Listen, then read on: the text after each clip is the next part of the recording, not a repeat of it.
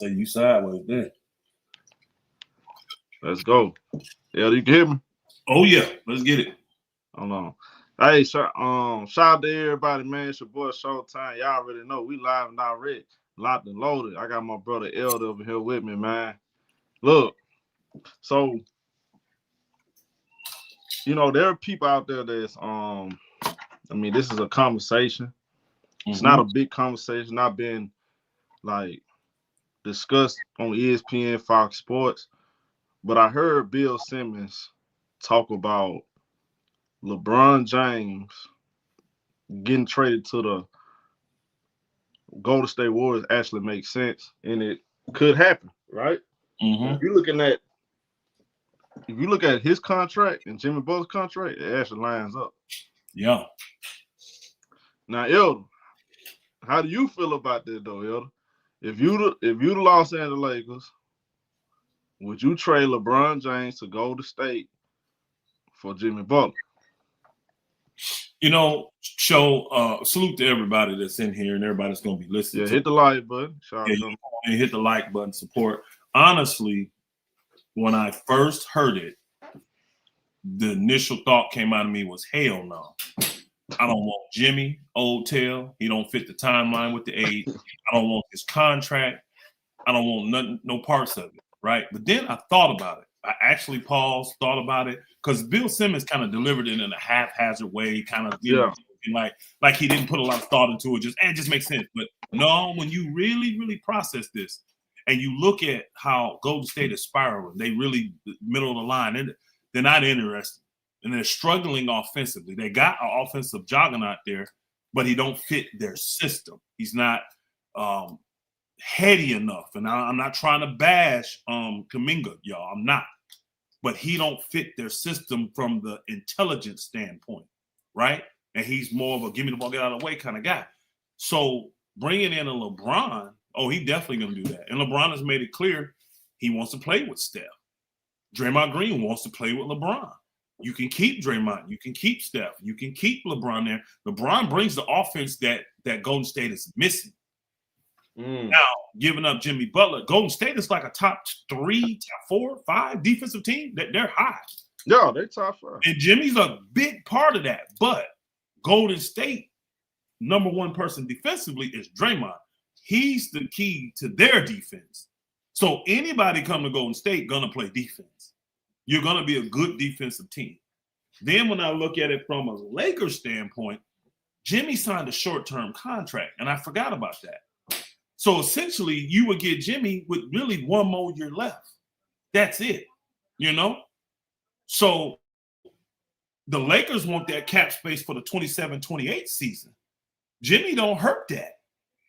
I know he don't fit Luka's timeline for longevity, but coming in right now, even if you thought about extending him one more year, it still fits their timeline. And the money match, when you take LeBron and his son, it's literally like $500,000 difference between their contracts.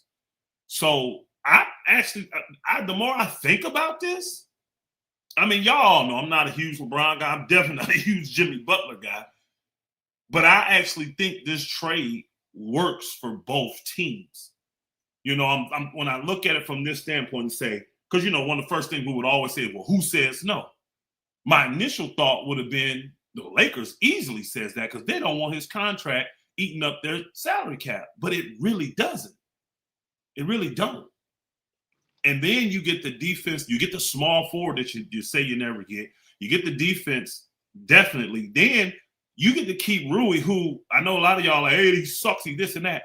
Rui is shooting almost 45, 50% from 3, y'all. Rui's a knockdown shooter. Yo. Oh, go ahead. Boom. Hold for a second. Yes, sir. Let me throw this in there, yo. All right. What if the Golden State Warriors throw Kaminga in there and they want to pick back from the Lakers? I don't like the Kaminga thing there with Butler. I don't. Now, I'll be honest. I thought about just Kaminga because I think he's making, $25 million on that contract?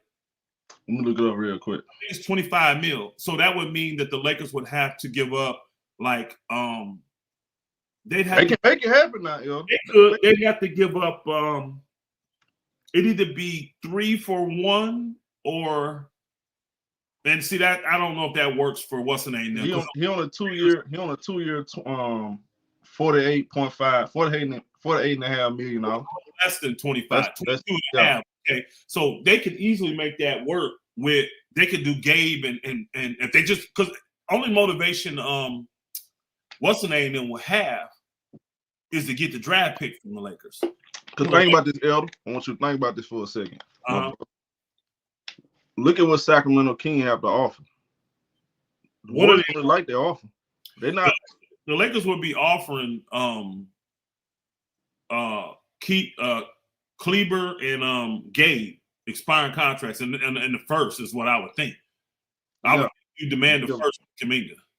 A first round pick. And those 2 expiring contracts is what you would get.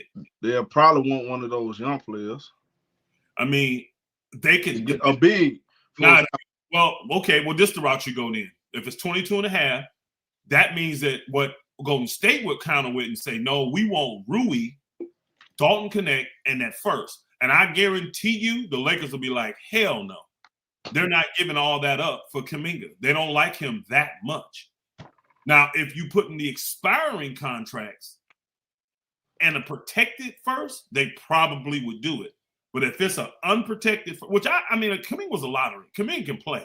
I don't think it needs to be protected. I'm just telling you what I think the Lakers would say. Because people don't realize how high the Lakers are on Rui. They really like Rui. And one thing the Lakers like to do is keep their word. They gave up 3 second-round picks to get Rui, so they got a lot invested in him, and he don't want to really leave L.A. Like, if you really listen, y'all, Rui name ain't been coming up on these trade talks. It's really Kleber, Gabe, and Dalton. They don't really want to trade Rui. Now, me, I'm getting this butt up out of there. I'm getting him up out of there. I like Rui a lot, but I only like Rui playing the 4. That's it. I only like him playing the 4. And see, that's why I was getting at before. If you do the LeBron thing, if that can happen, which, I mean, it's probably a pipe dream, but I had to really think about what Bill Simmons was saying. And does it make sense for both teams? Yeah, to me it does. Because you keep Rui then, and now Rui slides to his natural position at 4, and Jimmy Butler can play the 3 and guard the 3s and all of that. And I don't mind that lineup. Now, others would say, well, that's still horrible defensively. Well, let's just see. Because Rui's not bad when he can guard 4s. He ain't bad then. When he can guard 4s, he's good. His problem is when you slide him and make him guard 3s or big 2s, and that's your problem with Rui. That's why I said, I mean, if say a trade like that happen, do you think getting Kaminga in a trade, have him start the 4, Jimmy at the 3? I mean that'll bring more balance. I don't see Kaminga as a 4 though. Me neither. That's Jimmy would be able to be a 4 more than him. I don't think he's a 4 either. I don't want neither one of them guys at the 4. Yeah. I would be interested in Kaminga if we're just getting him, giving up a couple of those expirings, or honestly, or giving up because if we get him, we still got LeBron. You see what I'm saying? So he playing 4. So I'm cool with LeBron at 4 and Kaminga at 3. I'm fine with that. So if I had to give up Rui, Dalton, see, I think that's a good package. Rui, Dalton, they're going to want that first, and the Lakers going to say that's too much. We're giving you a lottery pick in Rui. People forget Rui was the 8th pick in the draft, y'all. We're giving you an 8th pick in the draft who's 26 years old. Rui young. He's still young. Scoring 16 points a game, shooting 50% from the field, 47% from 3. We're not giving you all that. And a number 17 pick in Dalton, who just needs a better opportunity, plus a first-round pick. Kaminga ain't worth all that. And I don't see the Lakers giving that much up for him. Now, if you could work around that, if they could do that without giving up the pick, you probably could talk the Lakers into that package. But can you talk Golden State and want to even trade with the Lakers when it comes to that? Like, why would they want Kaminga to go to the Lakers? You see what I'm saying? That's where some problem comes in there with that too. The Bill Simmons thing really comes into play if Mark Walters and them would do what I said in that last live we did and force LeBron and Clutch's hand to trade. then that's when that comes in and makes sense. Because honestly, let's just keep it a buck. Jimmy cool, but the Jimmy Butler thing ain't working there. Let's just keep it honest. I mean, they're not title contenders. I mean, they're not a title contender with Jimmy Butler. Truth be told, there are talks that they may be looking to move out Jimmy Butler. Yeah, and I get that. And again, when I first heard, did you see the reports that they are looking at Anthony Davis? Yes. I try to tell these people. See, they get caught up in this internet stuff. They say, "Oh, and Anthony Davis stay hurt. He has no trade value. Kawhi stay hurt. He ain't got no trade value." Yes, they do. They still trade for him. Yeah, and you see what Golden State doing. They're not trying to play guys high minutes, all that kind of stuff. They think they could put a better plan together to load and manage Anthony Davis and probably keep him on the floor more. Like they just played Steph the other day. 28 minutes in that game? What was it, Brooklyn or something? It was a game. So he only played 28 minutes, y'all. So they got this part down. So you know how these teams, captain save a player. They think they can in and you couldn't do it, but we can. So that's why they have interest in AD. And AD has destroyed them and he's a smart enough individual player. He's versatile enough to fit their system. I think AD would be good. Now, who they giving up to get AD though? Are they trying to trade Butler down there? Which Butler would be cool for Texas, right? I think it'll be Jimmy. I think it'll be Jimmy. Ain't Butler a Texas dude? Ain't he from Texas? He's from Houston. Yeah, so I don't think he'd have a problem with that. Butler, you probably could convince to do that, to go down and play in Dallas. He might can. So now, how does that benefit Dallas, though?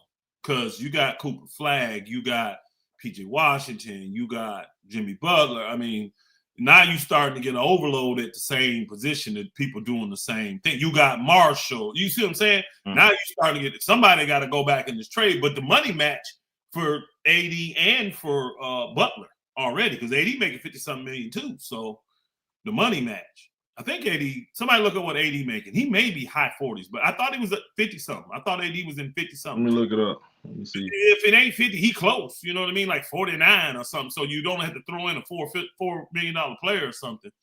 It ain't far off. I know that. He's on a 3-year, $175 million contract. So that's roughly around. Oh, that's more than 50 then. That's ill. He makes. And he upskilling. He makes $54 million. 54. He makes exactly what Jimmy making now. It's gonna be 58 next year. You can literally go player for player because they contract, and I think Jimmy's jump up like that too. I think Jimmy contract jumps up like that. They're 50 up to 56, 58. It jumps up like that as well. So you could just go player for player. I could see why Dallas would do that because see the Dallas fans every time they see AD they're gonna think of Luka, bro. Every time they see him sitting on the bench in the street clothes, not playing, they're going to think of Luka, bro. So I get why they may want to move off of old boy. I do. I just don't. That's a major chance that and see, you bringing that in to play 5 then, not 4. You bringing him to play 5 because you got Draymond at 4 still. You got Draymond at 4. I think it works though. What about you? I think it works. Oh, I think it would be good. So, right, man. You the flag football player I signed when I worked for an agent. You the flag football. It was you, nigga. I signed your first contract, nigga. I'm still waiting to get my dividends from that too. My return. I'm still waiting. Like, if you the Lakers, right? 1-year contract. Do you let LeBron James just walk away, or do you try to get something for LeBron? Well, you don't really control that, so you don't think about it. You don't really control it. That's the thing. But hey, Elder, I mean, this is the new NBA. I'm just saying, like. Well, that's why I said the way that you can control it is by taking back your team, and if they get out of line again, right. See, sit at home, then you're gonna control it because he ain't gonna sit at home. LeBron is not gonna just sit there like that. Yeah, I'm finna say, Elder, if they do things like you saying they should do, then they do have control. You can force his hand. You can force his hand. I see no scenario where if you send LeBron home, he just sits there for the rest of the year. I don't see any scenario. What he's gonna want is to be traded so that he can still stay in that max salary slot and look for that and trade me to some team that's willing to extend me. Well, we already know Golden State's that team. They would do it. Look what they did with Jimmy Butler. They were the only team willing to do that for Jimmy Butler, and look what happened. And again, Jimmy came in, they made the playoffs, they made a little bit of noise. They're still mediocre, though, y'all. Jimmy Butler doesn't get them over the top. Now, people say, well, why do you think LeBron going?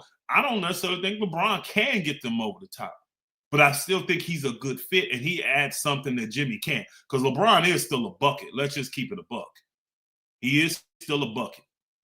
So, and they need some offensive help, in my personal opinion, to take that load off a Steph.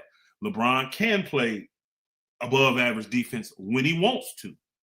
Again, Golden State is already a very good defensive team, and you don't have to get rid of none of your young guys. So you still can look to add depth to your roster and depth to your lineups by moving Kaminga. You know, I'm not sure why there's not more buzz around Kaminga. You know, because I think Kaminga's still under a very team-friendly contract. And I think Kaminga, in the right situation scenario, y'all would see him and be like, man, he worth way more than $22 million. He just needs to be in the right situation. This situation he's in right now is not, I mean, the wrong team drafted him. You know, he don't fit there. Just like when they drafted that center at number 2. He didn't fit your system. I know he was the best talent available, but he just didn't fit your system. He didn't fit it at all. No, I'm gonna tell you. Let me look at here. What's your name? Somebody said something about buyout. No, Heaven's son. LeBron them don't even want a buyout, y'all. They don't want a buyout. LeBron doesn't want a buyout. Y'all, I talked about this in the last live I did over here on Showtime's channel. He don't want no buyout. A buyout means that he's gonna have to sign with another team after he gets bought out at a minimum deal. And once you got a minimum deal on contract, you never get another max deal. He don't want no buyout. Only he would have to request the trade. And he'd be doing that to make sure that he stays in the max salary slot. And then whoever that team trade for him, Clutch would tell him, we want an extension. And you know that team could extend him essentially as soon as they get him. Because he's under contract, they'll be able to extend him a year, 2 years, whatever the case may be. That's what he's going to want. Send me somewhere that I want to be first and foremost, and somewhere that the team is willing to extend me. And I could literally see if Golden State pulled the trigger and did this, I could see them doing a 1-1 with LeBron. They would do it. I think they would do it. The reason why, to answer your question, you were saying that why teams are not, in line to get John Kaminga, because he has a reputation. He has a bad reputation. As far as like, a lot of people don't. They got okay. I'm gonna tell you like this, Elder. Uh-huh. Word is out there that he doesn't have a work ethic. Number one. Really? Yeah, he don't. He don't have a great work ethic. That's what a lot of people say. Okay, I can't speak to it. I don't know it. I don't know. I don't see it on the court. He looks in shape. He looks fine. His style of play just doesn't fit. He doesn't know the Warriors playbook that well. And not a lot of people know the Warriors playbook. I've listened to a lot of ex-Warrior players say, man, this thing is crazy. Yeah, he don't know the plays. Offsets, and everything is set around Steph. Everything you're doing is to get the ball to Steph, get the ball to Clay back then. You know what I'm saying? So a lot of guys just don't fit that mantra. That system is not set up for you to shine. And Draymond's already got the other position to shine because he's the one setting the screens, doing the dirty work, doing all the passing. You know what I'm saying?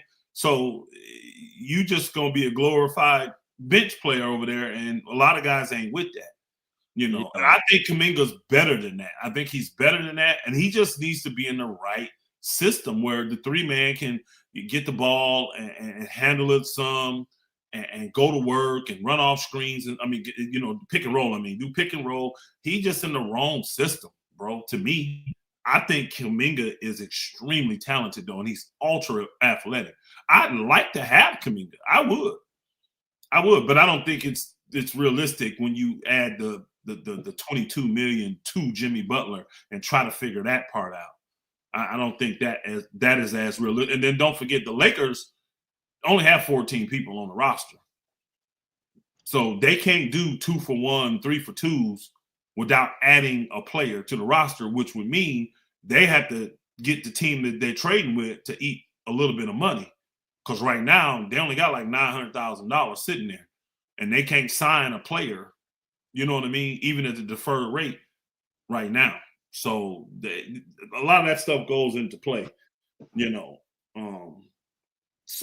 But the Jimmy Butler deal they could do by trading LeBron and his son, and then they would have enough. It's like 500 extra thousand, but they would have enough to add that to that, and then they can turn what's his name, Nick Smith. They can they can turn him into a regular contract then and still keep 14 men on the roster. They could do it that way. So why y'all boogers? I mean, again, we're discussing what's been floated out there. It ain't been pushed hard, but Bill Simmons, I mean, you talking about somebody extremely credible, and he put it out there. So we just discussing it. That's all. I'm not saying I want it to happen. I'm not saying it's gonna happen. I'm just saying more I thought about it. Because at first I didn't give it no thought. My first initial thought was, hell no. Because y'all already know how I feel about Jimmy. I think y'all give Jimmy a lot of credit for stuff he ain't done yet. Because he ain't crossed over yet to me. He got there, but he ain't been able to deliver. So, and I don't put him in the same categories as guys that has delivered. I just don't. And I think some of y'all do. But for what the Lakers need this year and for what Golden State needs, I think it would be a good trade. Okay, who says no? That's why we always do it. Who you think out of them teams, show which one would say no to that deal? I don't think the Warriors they looking to get off Kaminga, bro. They trying to get rid of him soon. I'm talking about the LeBron and his son for Jimmy. Who says no to that deal? If all parties are willing to participate and LeBron will waive it, does Golden State say no or do the Lakers say no? I mean, do you think LeBron is better than Jimmy Butler, even at 41? Offensively, yes. I can make the case that he arguably better. He's better than Jimmy offensively, not defensively, but offensively he is better. But Jimmy, to me, his defense is suspect to me though. I mean, it's still decent. It's still above. It's still above. He's not elite anymore. I would say that Jimmy Butler's not elite defensively, but he's still an above average defender. He's still above average. Yeah, and LeBron is let me get this right because you get people in the chat like dumbass Mr. Mass who don't listen properly. Well, I said LeBron can play above average defense when he wants to. So it's spotty. It's in time. He ain't no above average defender. You know? Hey, person, you don't remember when there was questioning? I don't know if you remember that. This is not like no breaking news or nothing. No. You don't remember when this was like, I want to say a couple years ago, right? Mm-hmm. They was criticizing. You know, you had a lot of people questioning Johnny Kaminga work ethic. You know, if I remember, and they asked Johnny Kaminga about it. You know, he laughed it off. You know, and his teammates, they don't feel that way. But you know, you have people. It sounds political to me. A lot of people. It sounds political to me because that's the type of stuff teams will do, and it's wicked to me. But that's the type of stuff teams will do. They will leak this type of stuff about you to lower your value. Let's go to Luka. It's the same stuff that happened when Luka came. It was the Dallas Mavs leaking this stuff. Why? They had to justify what they did. He was lazy. But at the end of the day, you had no problem for 7 years him being like, and him leading you to the NBA championship. You ain't had no problem with it then. See, you did that to justify. That's the political side of it. So Golden State, to keep his value to where they want it, again, remember, Golden State has to re-sign him. They had to re-sign him. They trying to get him on a lower number than what he wanted. Remember, he wanted, 30, 35 million? They don't want to pay that. So you start leaking stuff like this to get that number down. And that's the part of the business I hated. That's the part of the business I didn't want no parts of it. I don't like that stuff. Just be real. Now, look, and this too, L. Now I know this personally, right? Because a friend of mine, he was working close with the guy at that time, to like 23, when all that stuff being said. Mm-hmm. He was saying he was coming in late to practice. Him and his agent again. Then this is for all this news dropped. I had told y'all about this. Mm-hmm. I don't know if you can go back and look at it. I don't remember the video, but we used to talk about that. You know, I was telling about the Clay shit, the Jordan Poole shit. They was arguing me about it. And what happened? They was like, I kept telling Clay finna get traded. He finna get traded or he finna leave. This is gonna be a last year. What happened? Same thing Johnny Kaminga. Before all this stuff hit the news, yeah, he was coming to practice late. His agent was complaining about him not getting enough playing time. He should be starting. And remember, I was telling y'all he was trying to sell all these other teams that he's on the same level as Paul George. He can reach that level of Paul George, Kawhi Leonard, given the right opportunity. They're blaming Steve Kerr. Yeah. And that's the side you play. See, how do you respond without looking like a jerk, without hurting your own trade value? Well, you do stuff like that, internal stuff that you know ain't gonna just get out there to the masses. So that may have been strategic, that I'm gonna come late here or miss this flight, or you know what I mean? They might have done that just to be like, hey, let's get on their nerve and let them say, let's just get this dude out of here. That might have been their tactic to come back. So, hey, somebody put that mass in there. He said Bron is minus 39 for the season. Jimmy is plus 113. Elder learned basketball, buddy.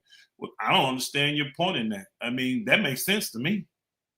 I just said Jimmy Butler is a better defensive player, and he's on a better defensive team than LeBron is. Bron is a better offensive player than him. Now, if you're trying to say because of this plus minus, Bron ain't better, man, shut up, bro. Just stop. We know you hate LeBron, bro, but you ain't got to try to make up a false narrative. Bron is minus 39 because he's playing on a shitty defensive team. And they hit a part in their schedule where they played a lot of good teams. After he got past them first 2-3 games, look at the quality of teams they played. It's simple, bro.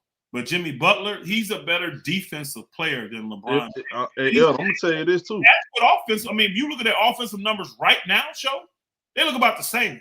Jimmy shooting 50-some% from the field, 40%, 41% from the three.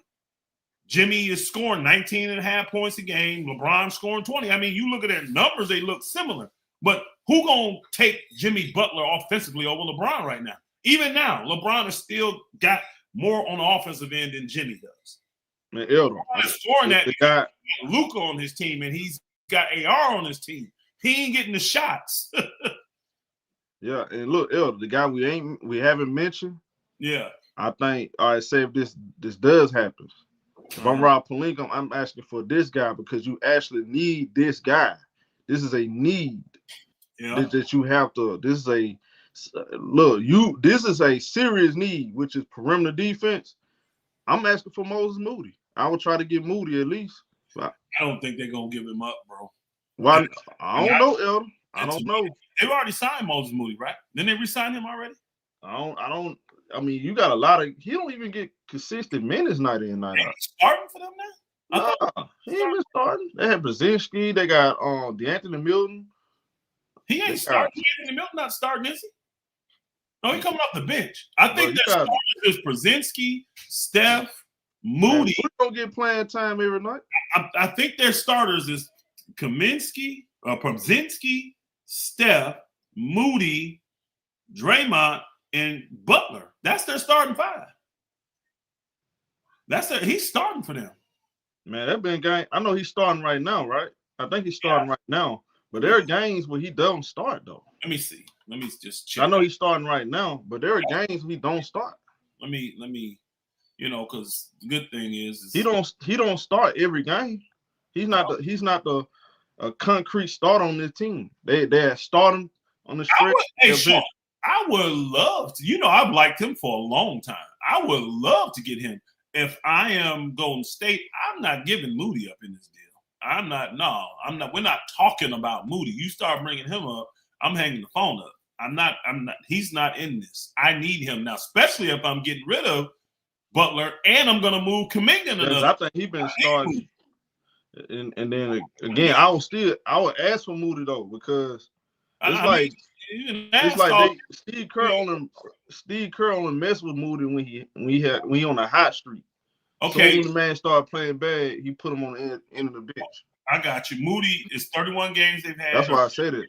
He started 20 games this year. Yeah. He started 20 games. Draymond has started all 27 that he's played. Butler started all 29 that he played. Steph started all 24 that he played.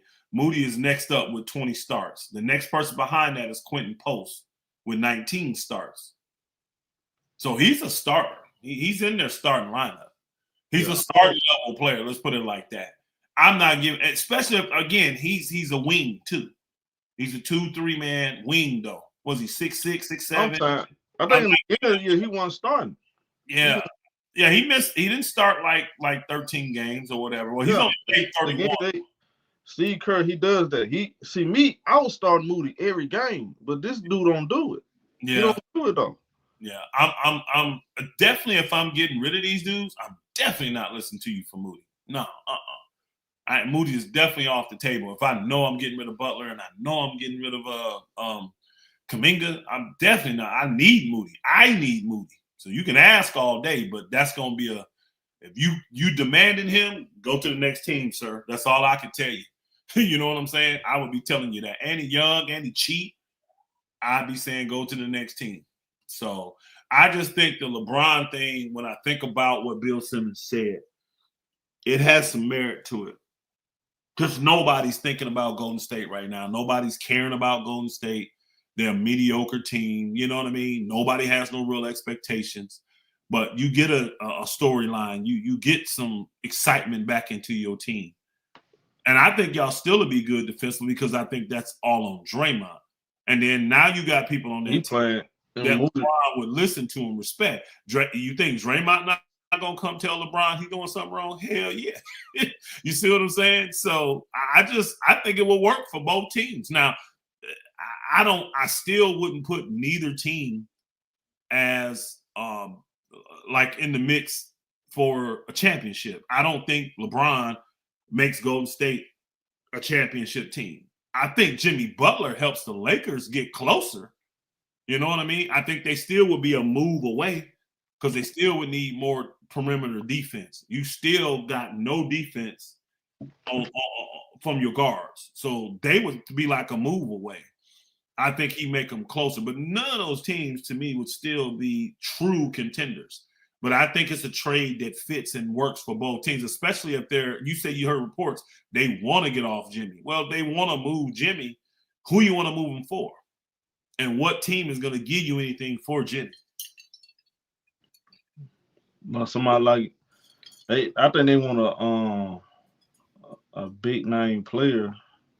I mean, who's that? Mark Stein? Not Mark Stein. What's the other guy? The black guy. Butler and Luka wouldn't be a good man. That's the perfect guy for Luka. What's the black guy name? What's his name? Marcus. What's his name? For who? Oh my God, the reporter. I can't think his name right now. Haynes? Chris Haynes? Chris Haynes, yeah. He reported that. Did he? Mm-hmm. He the one reported that the Warriors looking at Anthony Davis. The only way you make that trade, okay, yeah. They would, yeah. Now, see, you can give up Butler for Davis. I'm going that route. I'm definitely going that route. But again, it's such a chance. But honestly, hold on. See, I got to think about this stuff. No, I don't know if I even really want that, bro. Because Davis, his biggest thing is he wants to be re-signed. So Davis is going to put a bosh on this trade if you ain't agreeing to re-sign him. He wants to he's eligible to be extended. He wants the extension. I ain't giving him no extension. Hell no. You see what I'm saying? That's where the monkey wrench is going to come for Golden State with Anthony Davis. He wants that extension now at 31, about to be. The Warriors are willing to trade future draft picks to get a big piece. But my thing is, I don't think 54 million, even if you take that chance. Because the Warriors, to me, is that type of team that will say, we're going to bring you in and not guarantee an extension and try to make it work. That's still $54 million a player you got to give up. So is it worth that? And then AD walk on you after next year. You willing to do that? So, but and again, they do these trades and retrade. They did that with what's his name, D'Lo and Schroeder. So they may bring in not like the number and then retrade Anthony Davis somewhere. Atlanta want Anthony Davis too. Yeah, I actually think that would be a better fit for him. Atlanta. I think that would be a better fit for him if they could get AD in Atlanta and maybe move Trae Young to Dallas. I actually think Trae Young would be a good fit for y'all, really. Yeah, with Trae Young in Dallas, Trae Young in Dallas. Again, bro, I don't know if I love that move. Because you gotta think about this though, Elder. Like Trae Young, he come to your team, you basically building your team around him. They got Cooper Flag already, so is he willing to accept that it's not his team? Because some of these guys got egos. Well, in Atlanta, it's hard to pull it from him and give it to Johnson without moving him. Exactly. See? It ain't that hard to do that when he coming in off. If you trading for him, it ain't automatically his team, his style. It's easier to do it because Johnson is grooming. Yeah, he grooming. So I understand that. Trae got to fit the bill. So when he come in, they're telling him what we're doing, and he adjusts to Cooper Flag. But trying to get Johnson to adjust to what they've been doing with Trae for 4 or 5 years over there already, the best way to do that is just get rid of Trae. It is just get rid of Trae, and now everything runs around Johnson. But when he gets traded, wherever he goes, he's gonna have to fit the bill, and you got to figure out an offensive scheme that fits both of Cooper Flag and Trae Young's talents. You're gonna have to, because I don't want Trae Young just sitting back watching Cooper Flag. He's too talented for that. You know what I mean? I don't want him to become a damn spot up shooter or cutter at 5'11". That ain't, you know what I'm saying? I need the ball in his hands as well, and Cooper Flag already got all those intangibles that I think Trae Young could even help Cooper Flag with. Because people act like Trae Young. I mean, the man is always in the top assists in the league almost every year he's been in. And he's already shown that he'll cut back on some of the shots. He ain't just jacking up shots like he used to. So it's not like he ain't trying to comply. I think you just got to get the right coach to see the talent, put the right players around him, and come with the right offensive system for him to thrive. Now, the problem you're going to have is Trae Young's so small and he's not athletic. So his defense is always going to be poor, extremely poor. And the way NBA is today, they're going to pick on you. They don't care what your name is. They're going to pick on you until you figure out how to stop them from picking on you. And most of the time, it's going to be too late, and you're going to be put out the series before you figure it out. What you think about the Lakers? Now, they were getting on you, El. They were saying, what Elder going to say? The Lakers beat Sacramento. I ain't going to lie. I watched the game show. I wasn't impressed. Sacramento. Now, this is let me be honest. I watched Sacramento play Dallas, and they were shorthanded still against Dallas. The effort that I saw Sacramento giving against Dallas to win that game was totally different than the effort I saw Sacramento giving to play the Lakers. And Houston, too, though. I thought they played really good against They did not play the same, bro. They did, and I don't know why. I can't put maybe tired and the back-to-backs or whatever. I don't know. But Sacramento looked horrible against them. Any of y'all want to, you can go watch a highlight. Go watch that Dallas game the day before when they played Dallas. Watch how Sacramento was playing to get that win. If they'd have played like that against the Lakers, they probably would have beat the Lakers. Because they still, even with the players that's missing, they got 3 starters out. They still got great guard play. And if you would have attacked the Lakers, got them guards into the lane, and kicked out for what, you probably would have beat the Lakers. But they didn't do none of that. And I was disappointed in just the effort that I saw Sacramento give. I tell you this, I'll say this, y'all. We got a real test tonight. Let's see what the Lakers do against Detroit. top 3, top 5 in defense. One of the most physical teams in the league. I want to see if the Lakers can, first off, compete. Second off, not get blown out the gym. Now, here's some things. Detroit has been on the road for a long time, y'all.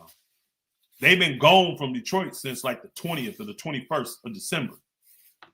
So these dudes want to get back home. That last game of a 5-6 game road trip is always the hardest game because you can't wait to get back home. These guys been on the road for Christmas. I mean, imagine it's the 30th, y'all. They've been on the road 10 days. So that last game, a lot of times, it could go one way or the other. Now, I think because the Clippers did something historic against them, Kawhi put the double nickel on them, locked them up, embarrassed them. They should be focused and want to spank the Lakers. They should. Style may fight, too. Style may fight. And see, this type of fight, I don't see the Lakers getting in there doing the grunge work. I want to see if the Lakers can compete. Now, another good thing for the Lakers, though, because you see JJ full of shit. He ain't changed nothing in that starting lineup. All he did was put Marcus Smart in there because AR is hurt. He didn't change nothing. Lying piece of crap. But he's forced to now because Rui hurt.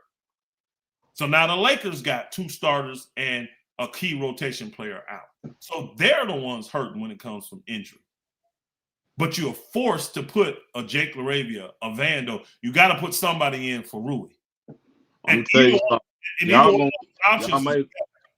y'all may lose the game in the inside, though. Stewart, toughness, physicality, Jalen Doran, Showtime. The boards. You can just do the starting lineups against the it's a hard matchup for the Lakers. They starting Cade Cunningham, the shooter from Miami that played for them. What's his name? Duncan Robinson. He starts for them. They start Tobias Harris. They start Asur Thompson, and then they start Durant. Doran. Do the matchups. Now take the Lakers player and tell me who's going to guard Asur, who's just like his brother, ultra athletic, quick. Who's going to guard him?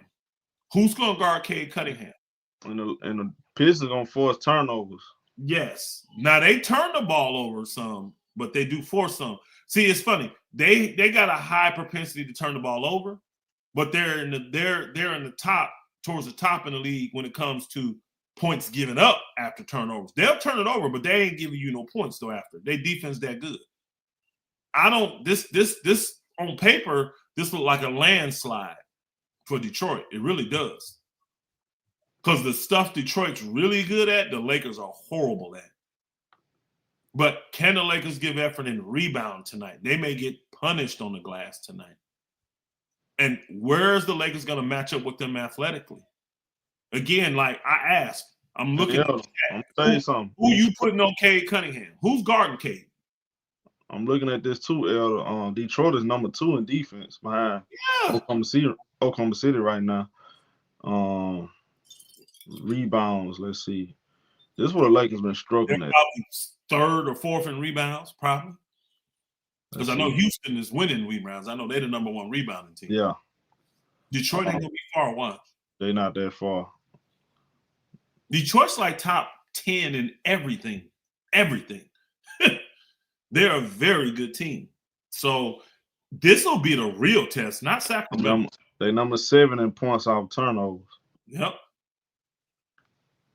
They're causing turnovers and they're scoring off of them. And they top 5 in how many points they give up off of turnovers too. When they turn it over, they still make it hard for you to score. So I'm just gonna be very interested. See, Luka, he can't really. Another thing too, they number 3 in opponents' points in the paint. Yeah. See. So if the Lakers ain't cooking from that 3-point line, they gonna get ran off the floor. And again, they playing very aggressive D, and they're long. Asur's 6'7". Oh boy, K's 6'6". Even Duncan Robinson 6'8". Old boy 6'9", the power forward. Tobias Harris 6'9". He got 7'3". Bro, this is a hard. Then look at their bench. Look at them dudes they coming in with off the bench, y'all. Man, Detroit's good, man. Hey, I hope the Lakers can just compete. I want them to be able to compete. See, the reason the Clippers could do what they did, 2 reasons. One, Clippers got great defenders. They got dogs that can fight you and bang with you, right? Then, old boy had a special night. Who beating Kawhi when the nigga put up 55 points? Nobody. There was no way Detroit was winning this game. I was listening to the show. I was working, but I was listening to the show call the game. I was like, this nigga, he's saying Kawhi going for 40. I'm like, bro, we in the beginning of the third. He's gonna go for 60. Kawhi's gonna get 60 on it. And then I start thinking about it. I don't even think Kawhi's ever had a 50 ball. I said, I don't think he's ever had. He don't do stuff like that. Kawhi just efficient, quick. He ain't taking them kind of shots. He don't take that many shots to get that. He got that 55 that night. Easy. So they match up way better. The Clippers do way better to Detroit than the Lakers. So some of them shots he was making, though, I ain't gonna lie, though, that was good defense. Some of them, I'm like, that's just great defense. This boy Kawhi in his own. He not seeing. I said it real time. I said this boy Kawhi ain't seeing defense right now. Yeah. He don't care who's on it. He just when you that good, no hesitation. When you that good, it don't the ball. It just you can have a hand in your. It don't matter. You're gonna drop that thing. So I'm just tripping on. I don't see this is a really bad matchup for the Lakers. This is like Phoenix Suns squared. Y'all watch how Phoenix get after it. That's how Detroit get after it with bigger, better athletes. No, I expect Detroit to put belt to ass tonight. Now, the only good thing is the guys, you should be able to play a little better defense because you got your defenders have to play. If I'm the Lakers, I'm starting Vando tonight. Because he rough, rugged with it. You're not going to just punk Vando. You're not going to Marcus Smart. You're not going to punk him. You see what I'm saying? I'm starting them dudes, bro. And then hoping we hitting tough shots. See, Luka got against Sacramento. Tell me the guard that Luka can't overpower with Sacramento. See, typically, Sacramento would put the Murray guy on him. He was hurt. Them guards don't have to guard him in Sacramento. Zach LaVine, all them, DeRozan, they don't have to guard him. They use old boy to do it. You see what I'm saying? They use Murray to do it. And he's much more equipped. Then you got Sabonis killing inside. He didn't play. They had 3 starters not play. So I hope the Lakers can compete. I'll be very happy we get the win, but I don't see it. Only way I see it is if half these Detroit players really got their mind like, man, we've been going 10, 12 days. I want to get home. I need some coochie, I want to see my baby girl, Get back to my mansion and my BBL big booty women. Yeah, these dudes are still real. And you've been on the road all this time, bro. You want to get they're in LA. I will say that they is in LA. So yeah, some guys stay in LA in the summer. Those could have been getting laced all 10, 12 days. You still want to. I think they're gonna come out motivated though. After y'all put that belt to ass, they better be. That was an embarrassing loss for Detroit. That was ass. Then he did something historic on y'all too. Kawhi did something historic. Yeah, they should be extra motivated. Extra. This is why you play the games, though, y'all. This is why you play the games. Somebody may piss old boy off, and he go in at halftime and take that shot and come out, bro, and hit them boogers up for 30 in the second half or something, man. Who knows, man? Who knows? Lakers shoot 35 free throws tonight. That's a possibility. And here's the problem, though, Elder. When LeBron not having good offensive games, he's not scoring 20 plus. The Lakers gonna struggle, bro. You got off the Reaves. You got multiple guys you can throw at LeBron. I can guarantee you, LeBron gonna have like in the next 10 games, probably 5 of those games, he gonna struggle. I mean, he's been up and down. Yeah, he's not the same player that he used to be. He ain't muster up enough energy to, you know what I'm saying? Match up, make it. Yeah. And these guys are tough defenders. They like to get in transition too. They're gonna run you off the floor. So I think the Lakers gonna lose. I do too. I'm just being honest. I don't think they still, even though a couple defenders are gone. I mean, a couple of lackluster defenders and what do you call it? Austin Reaves and Rui. You know, you should be better defensively. Lil Tay say you want to bet. You want to bet? You want to bet, Lil Tay? We can bet money. Anybody want to bet on the Lakers winning tonight? Yeah, tonight. Yeah, we can bet money. We can bet $100. I think Detroit gonna beat the Lakers. Oh, he said 28 tonight for LeBron. He may get 28. Oh man, you don't. Come on, bro. That's easy money for me. He ain't scoring no 28 points against Detroit. I mean, he may got motivated by what he saw Kawhi Leonard do.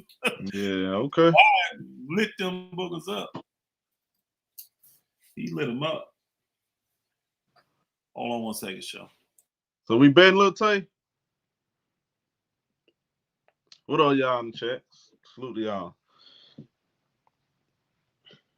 Is we gonna bet? Is that a bet? I think Detroit gonna win. Detroit's a bad style for the Lakers. Y'all know that, bro. If you've been watching the Lakers games, they struggle against those young teams that have defenders, guys that gonna push the ball in transition. They can't stop guards. So you got one of the best guards in the league out there, Cade Cunningham. He's one of the best players. Hey, defensively, I guess you can kind of go at and he ain't horrible. I remember seeing him at in Miami, Duncan Robinson, and I was like, hey, this dude done developed. He's a little low-key sneaky playmaker too. I watched him closely. I'm like, man, I liked him. I said, hey, I want him for $18 million. Let's take that contract. I wanted the Lakers to get him because you can't teach 6'8", and he got them long arms. I'm not saying that he's an above-average defender, but I like what I was seeing out of him, man. I did. So, and I know a lot of people said Detroit was stupid to sign him. Well, they're number one in the East. So how stupid they look now? Oh, that was a good move. I liked it. The money they had to pay him because he got a good chunk of change. And people thought, well, Detroit overpaid, blah, blah, blah. I'm like, but he fits what they're doing. They needed a shooter. And then you get a 6'8 sniper, a 6'8 sniper. Yeah. Who will give effort. I mean, think about it. One thing you're not hearing is bad defenders come out of Miami. Guys can play defense if they're going to be down there in Miami. You have to. Riley's going to demand it. Now, I'm not saying you're going to be elite in all world, but you ain't going to be labeled. Think about it. How many guys are in – like right now, who do we say just is a bad defender in Miami? Probably Jovic. Here's the thing. You don't hear nobody in the league. Norman Powell, he ain't no great defender. I know that for sure. But you ain't heard nobody talking about his defense this year. I ain't heard nobody talking about how bad Norman Powell is defensively this year. Yeah, he scored all these points, but he's giving up this. I ain't heard that this year. I saw it last year with the Clippers, but I ain't heard it this year. I think they're getting their system. They just score a lot of points. Yeah, their system forces you to give a lot of effort. Their defense needs some help too, but you're gonna get that effort at least. You're gonna get that effort. You're gonna get that effort. I think I think the Lakers, they gonna win some of these games, but I think they're gonna lose the games against those. I think they're gonna lose those games against the younger teams, those younger athletic teams. I do too. This is what I want though. Just show me you can compete with them. Yeah. I don't expect you to beat them. But just don't come out here and lose the game by 15, 20, 25 points. Don't have the game be over at halftime, bro. Middle of the third quarter. That's all I'm asking the Lakers to do tonight. I'm satisfied if they go out there and they compete. And if Detroit beats them and they're 8-9 points better than the Lakers, I'm good with that. But if they just get trounced and Detroit's up 20 early, 10, 15. They up 10. If they up double figures at the end of the first quarter, I'm disappointed. I'm extremely disappointed. But I think the bench is going to have second quarter. They could get blown up. Because when Detroit put their bench in, see who the Lakers got for the bench now, y'all. Think about it. Because they missing 3 rotation guys, 2 starters, who they got? Who they got? We got Nick Smith Jr., Dalton Connect, Maxi Kleber, and Jake LaRavia, more than likely. That's the bench. Oh, Jackson Hayes is back. Where's your scoring, though? Besides Nick Smith Jr., you got zero scoring coming from that bench. I'll tell you what. I'm going to tell you something else, too, though, yo. Isaiah Stewart don't like LeBron. No. They're going to be motivated. I see a hungry, determined Detroit Pistons team showing up in the Crypto.com arena. Yeah. I remember when he split Stewart's wig. They still don't like each other. They still get into it. Every time they play each other. He always want to fight somebody. Yeah. That energy gonna rub off on his teammates. You know, he wants to beat LeBron. Like, you got some like him and Dillon Brooks, Dillon Brooks. That's just 2 guys I can name. Like some of these guys, they really want to destroy LeBron. Can you believe we got people in here saying that Nick Smith Jr. better than Austin Reaves, bro? Nah, come on, bro. Nick Smith Jr.? Come on, man. Come on, y'all. Just stop. Please just stop.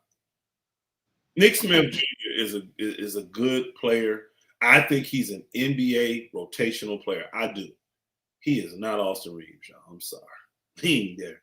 And I do like the fact that he's gotten a little bit better on the defensive end. He's given a little bit more effort. He's still itty bitty. He's a little man, like 180 pounds. He's a little dude.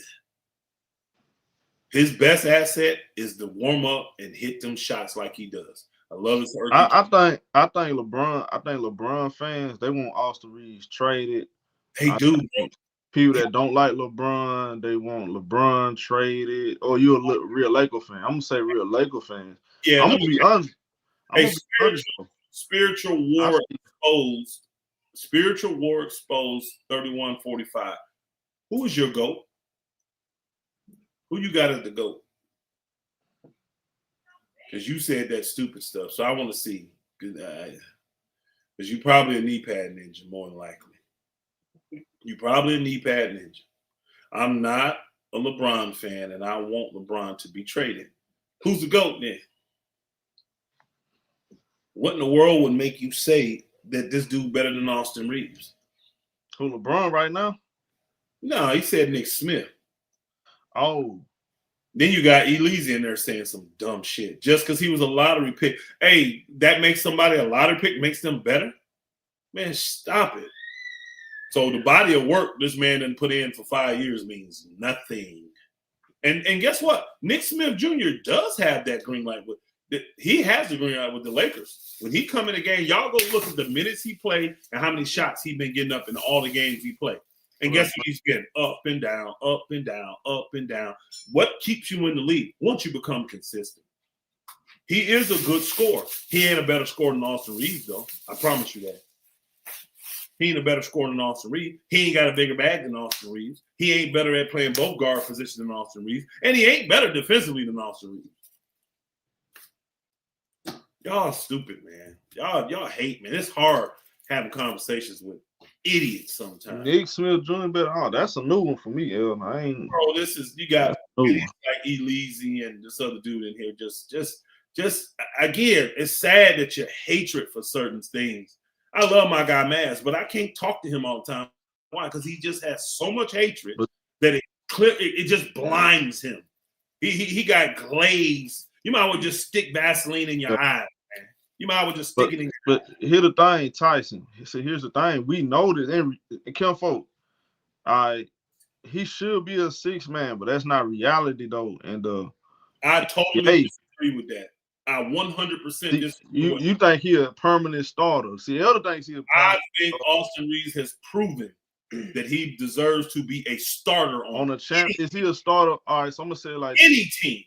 I'm gonna say it like this. Okay, on the championship team, a team that's trying to win the championship, he can be a starter on a championship level team. Do you think he start on OKC? I'm gonna tell you the number one reason. I'm not saying that some of these teams got better players than him, so I'm not gonna say he has to start. If you look at his skill, now hold on a second. You look at his skill set, right? Mm-hmm. Ball handling, passing, scoring, floor spacing, can draw.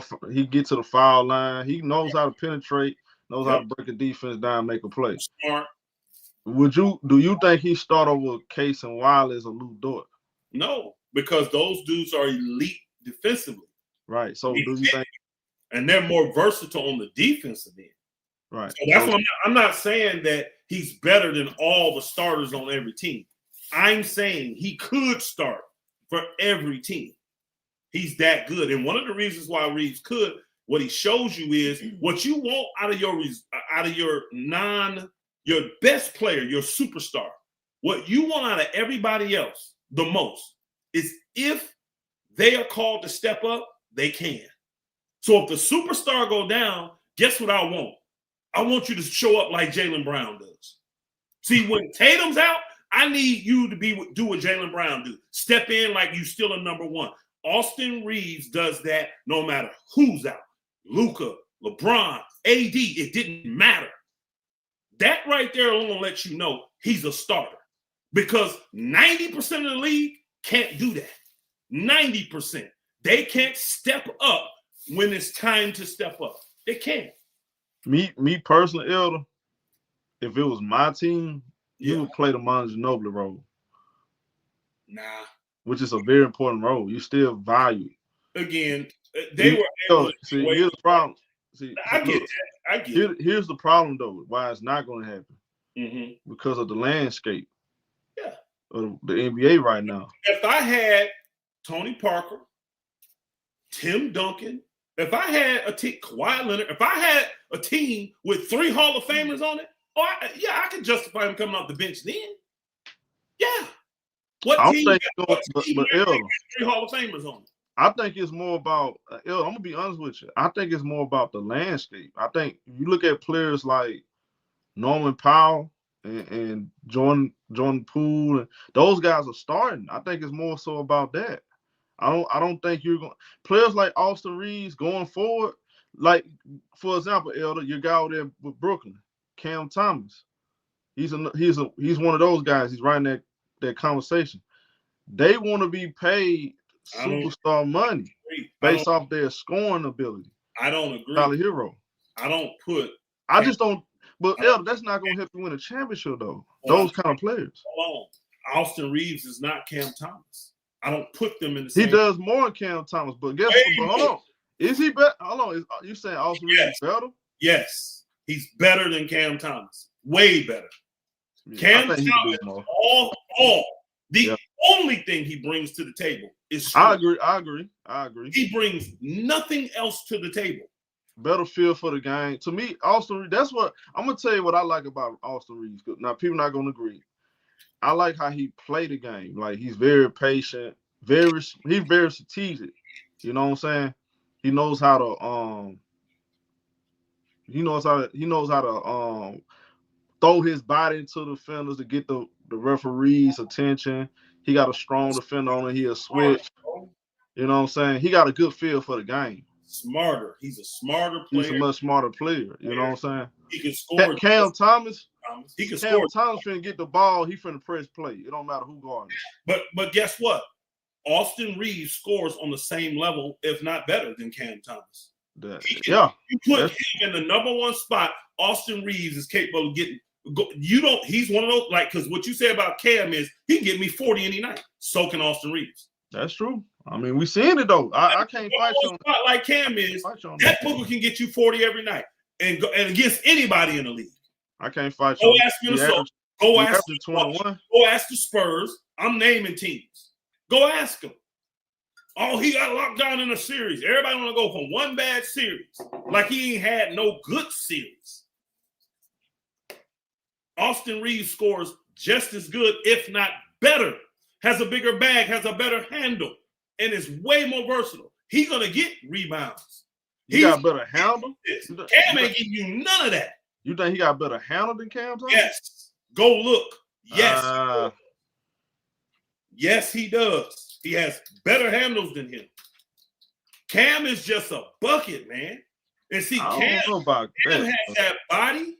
I like Cam can use his size and his strength to get shots off, which is perfect, which is good. Austin don't have that. Austin Reaves got some handles, bro. I'm a strong believer, though, Elder.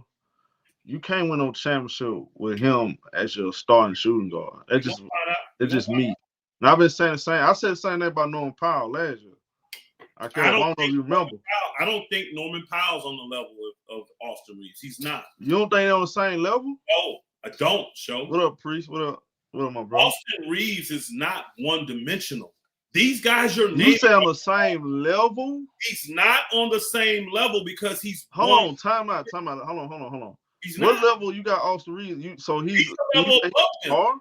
Austin Reaves is a level above these guys. All right, so look, this is how I do it, Elder. All right, we got the superstars. That's Shea, Jokic, Steph Curry, LeBron, in the prime, Kevin Durant. Then you got the star level players like, I would say, Devin Booker.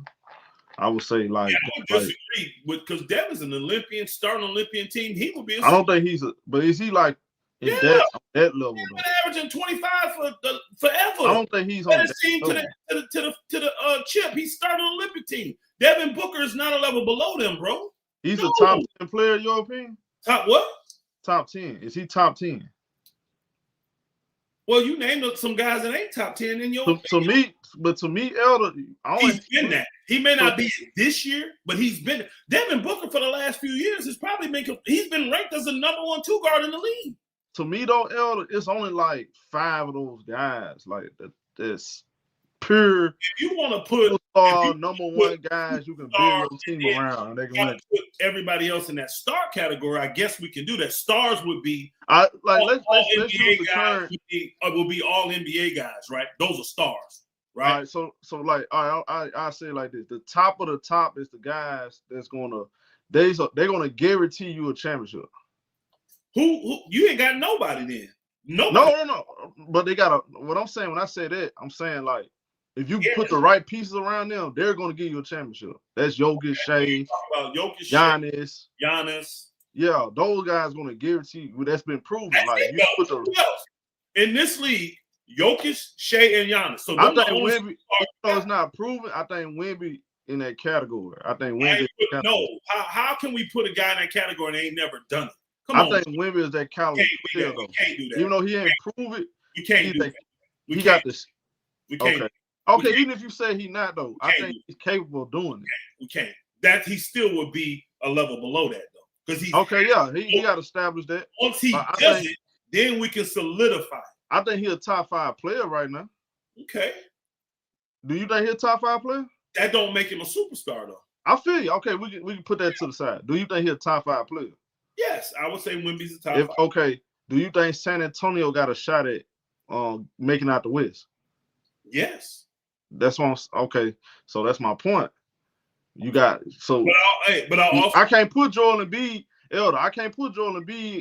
I'll say this. I can't put Karl-Anthony Towns. I put Anthony Edwards there, but he ain't. Hold on. No, because you got Council, so you don't need Ant-Man. I can't put Karl-Anthony Towns at the 5 and take Wemby off that team. You ain't gonna feel the same way. So you see what I'm saying? To go to this superstar level, your criteria was guaranteeing chip. That means these are people that have won the chip. Wemby ain't guaranteeing me a chip yet. That's why I can't put him there. I think he may be projecting to be there, but he ain't. I feel you. I got you. That's fair. That's a fair point. Fair point. We ain't seen the playoffs. You got to get there first. Shea a year ago, and we was having this conversation same time last year. Shea would have been in that category because he would have not have won yet. We would have had to still seen it from him.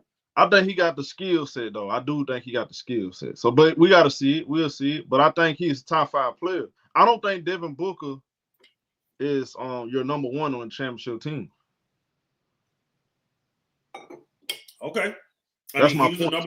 He was on the number 1 on the team that made it to the championship. But a lot of it was Chris Paul, though, Elder.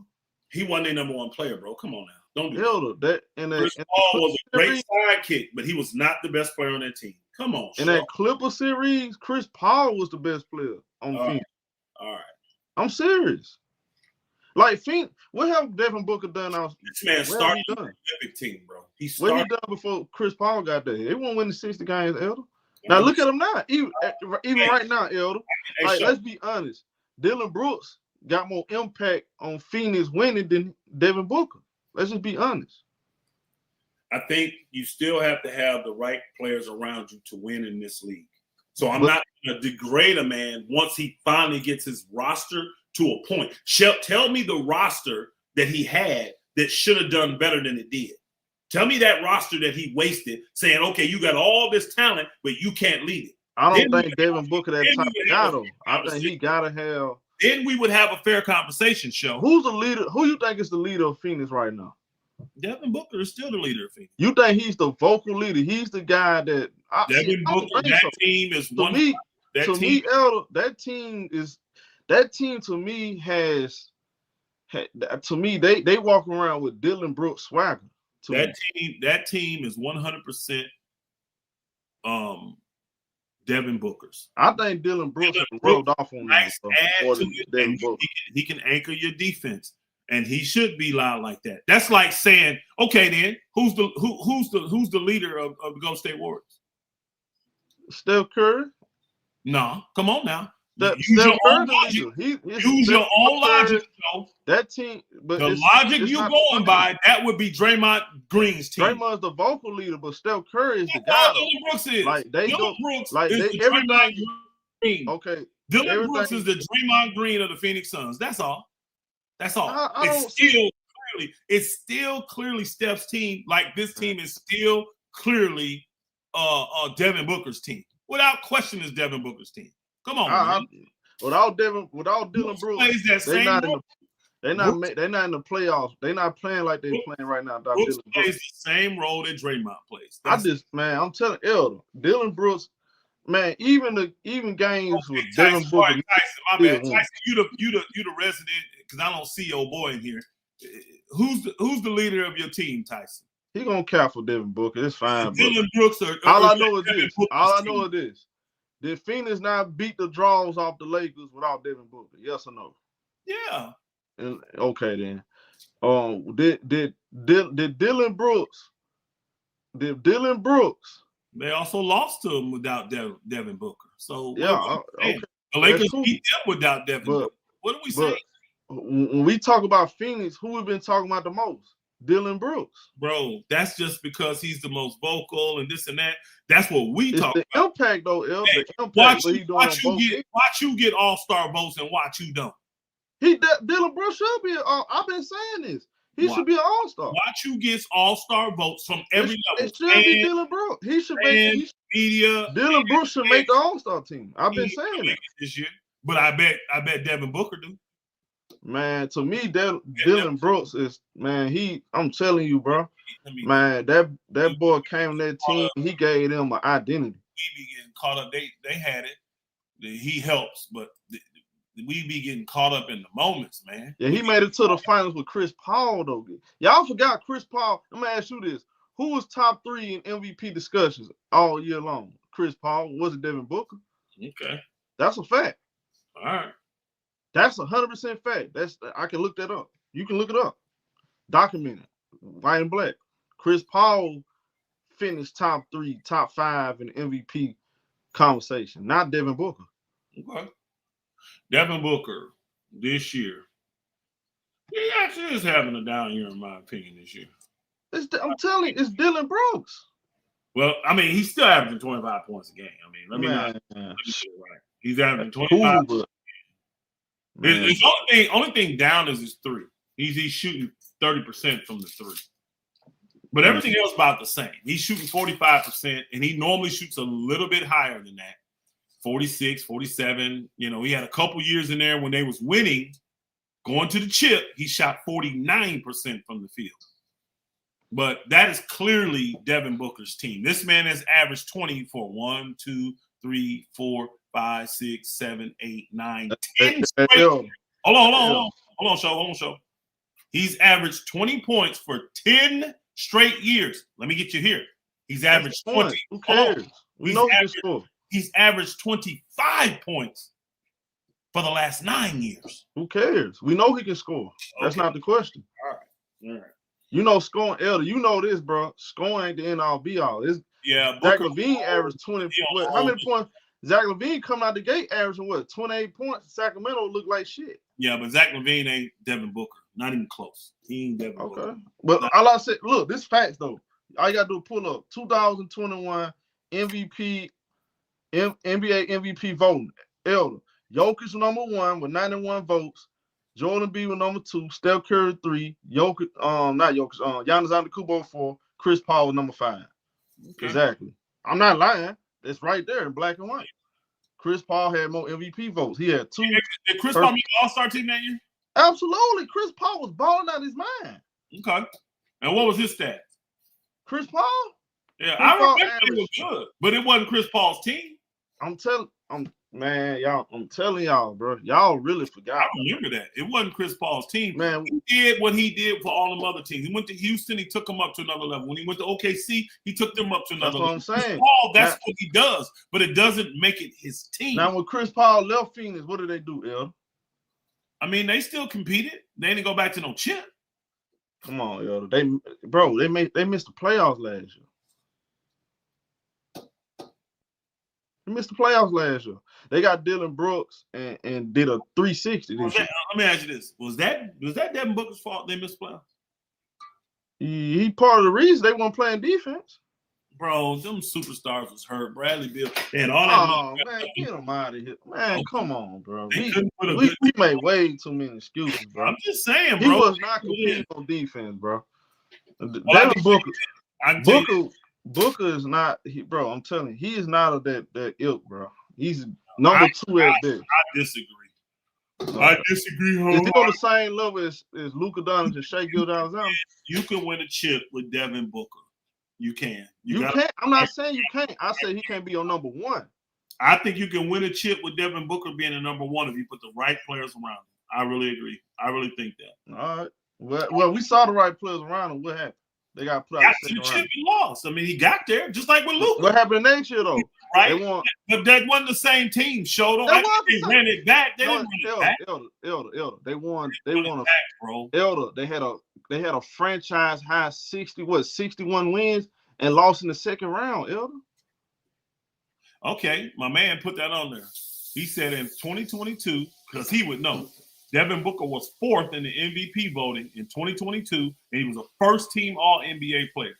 Okay, and it took it. Okay, that's after Chris Paul. Since y'all want to bring, see, this one I don't understand. That's after Chris Paul. That Chris Paul's on that team, Elder.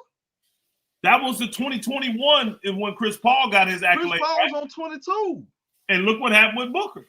That was with Chris Paul, though. That was still with Chris Paul. Okay. Elder, don't you know that was his only year he made the All NBA first team?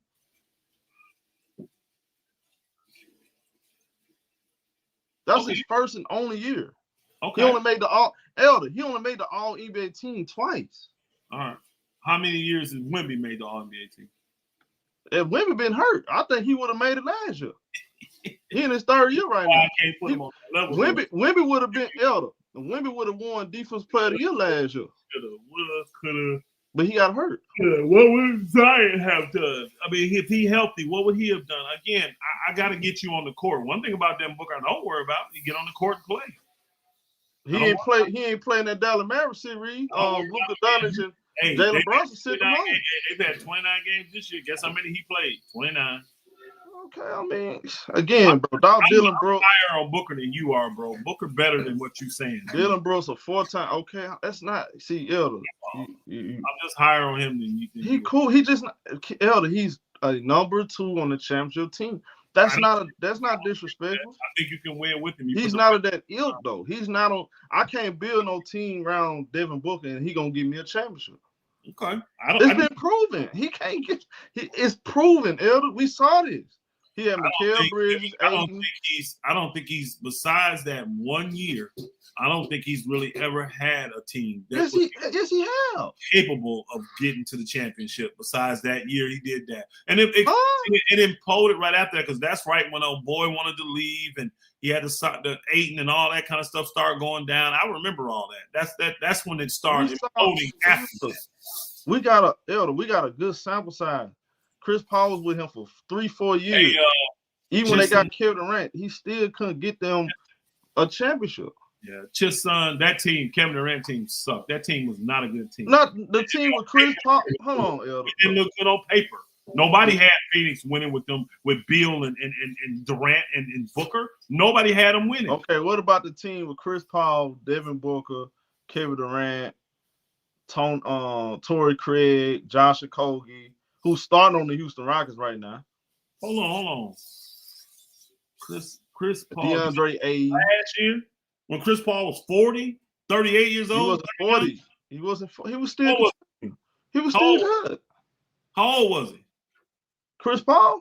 You said Kevin Durant. You got what's the name before you got Durant? When did you have? That's when they got KD. What year are we talking? We talking about 23. So you got Bill, KD, because they all came at the same time. They ain't get Bill. No, this not the year they got Bill. They ain't get Bill to the next year.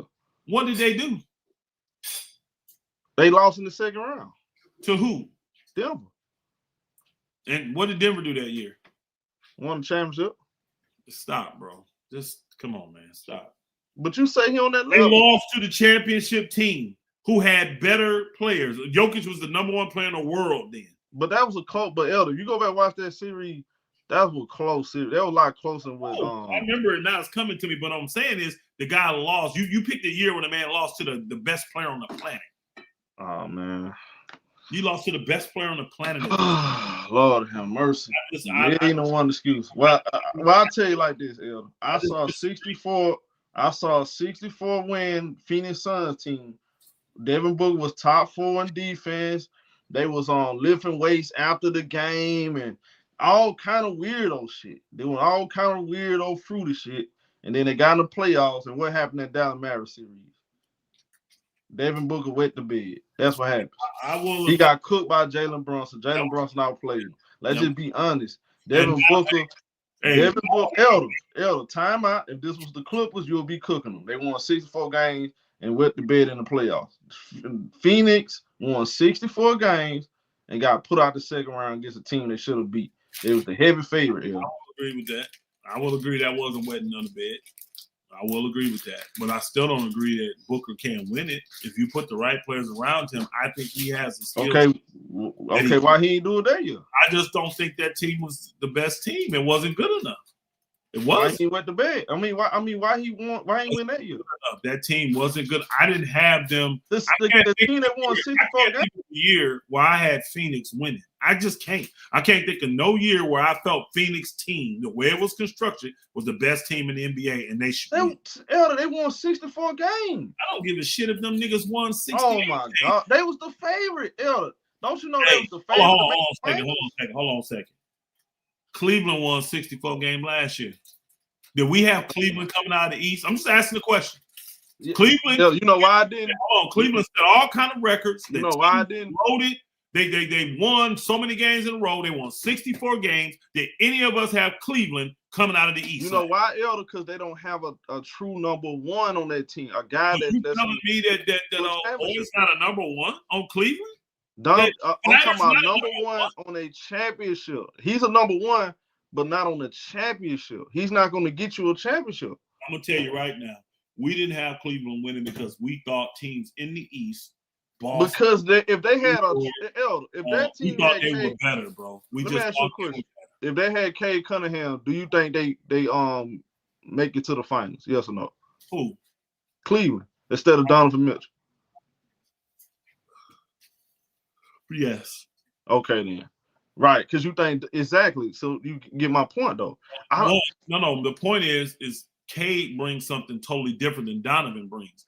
And you have that already. Donovan, you have that duplication of Donovan, the scoring and all that. You got that in Garland. You do. Now, he can't score like Donovan, but he's a scorer. And if I put him next to a really big guard, like 6'6" guard that can do everything else, that makes that team way better. Point. Devin Booker don't do everything else either. That's what I'm saying. He's a number two. Put Cade next to him. I would say the same thing. Put Cade next to Booker. I said the same thing.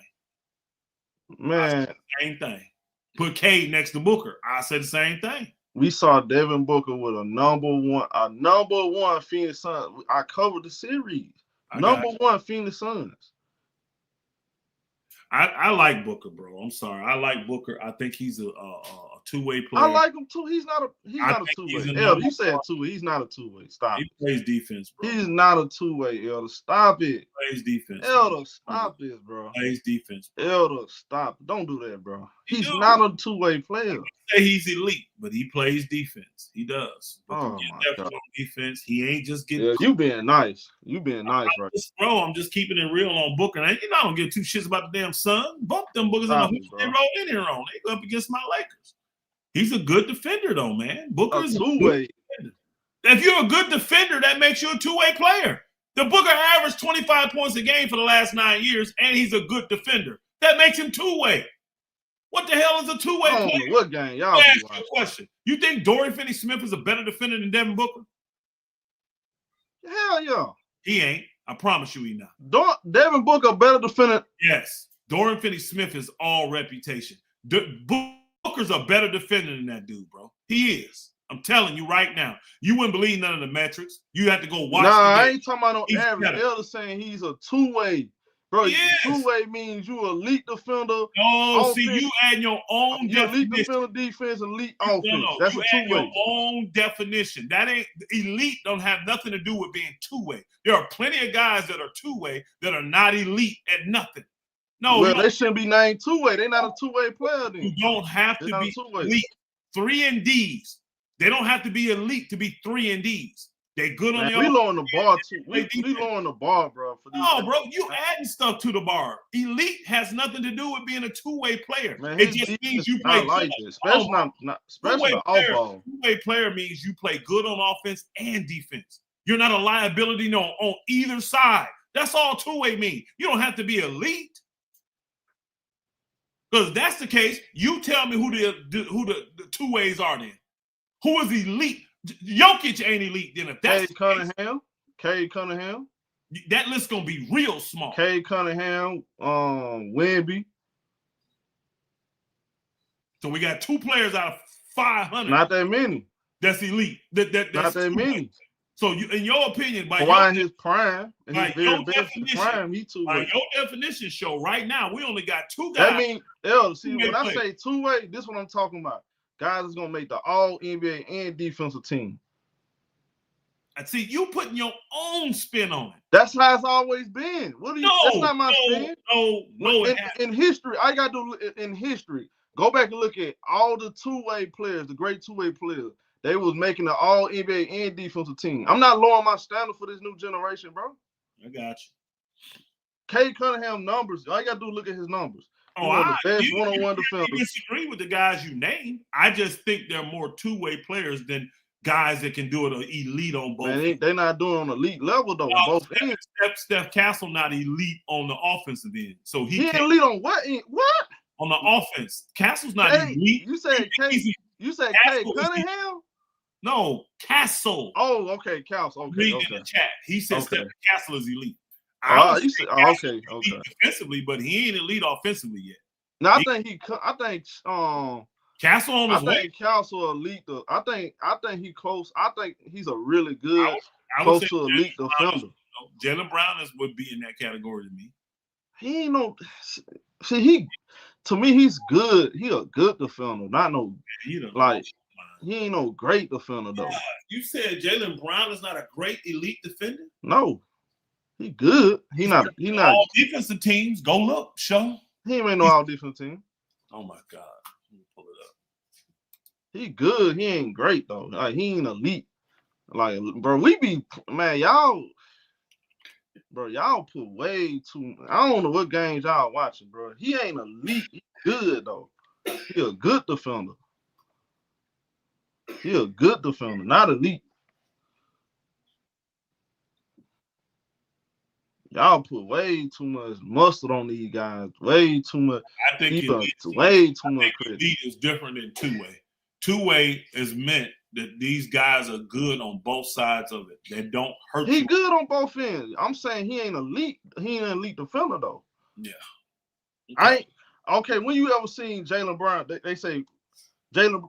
I ain't never seen a coach say Jaylen Brown go guard Shea. I know you say you slow stop. him all the way Locked down. up Luka. You were finna say who's he ever locked up? That's what you was finna say. And he locked up Luka in the finals and got Finals MVP for it. Man had Drew Holiday and Al Horford and Derrick White. Man, that was a lot of Derrick White and Drew Holiday. Luka, and you know it shows. That was a lot of Drew Holiday. That's why they gave him man. the MVP. Derrick White. It was helping that man. It's what he did on both ends. Man, it was helping that man too. Guess what? The league consider both of those guys two-way players. Him and Tatum are both two-way players. That's what the league considers. Jaylen McDaniels, he a 3-and-D. He ain't two-way. He a 3-and-D. That's what I'm saying. He a 3-and-D. It's more of a 3-and-D to me. I got you. Y'all be getting these guys. You understand 3-and-D are considered two-way players, right? You do understand. Yeah, but he's more 3-and-D though.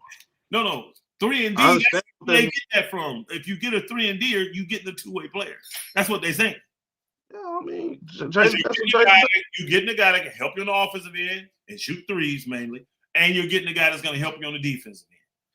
That's what a two-way player is. 3-and-D. Okay, this is what we're gonna do, right? Uh-huh. I'm gonna Google NBA two-way players. Let's see what pop up. Okay. Because again, y'all be crowning these guys two-way. I watch them play. These guys are inconsistent, bro. They not out there strapping. They're not strapping up on defense like that, bro. They not, bro. I think Jaylen Brown is an elite defender. I do. Man, y'all give them too much credit, bro. Them guys not really. Lock Luka up. I know that. Elder, guess what? When I pull up, see, I'm right. Y'all wrong. Okay. I know what I'm talking about. Y'all don't know what y'all talking about. The greatest NBA two-way players dominant on both offense and defense. Consistently, Michael Jordan, Kobe Bryant, Keem Olajuwon, LeBron, Scottie Pippen, Kawhi Leonard, Giannis Antetokounmpo. Y'all see how the one word will change the whole conversation? Y'all lowered the expectations. We didn't ask you about y'all lowered the bar for these guys. I don't. Showtime. Showtime. We didn't ask you about the greatest two-way players of all time. No, I'm telling you. This go back to what I'm saying.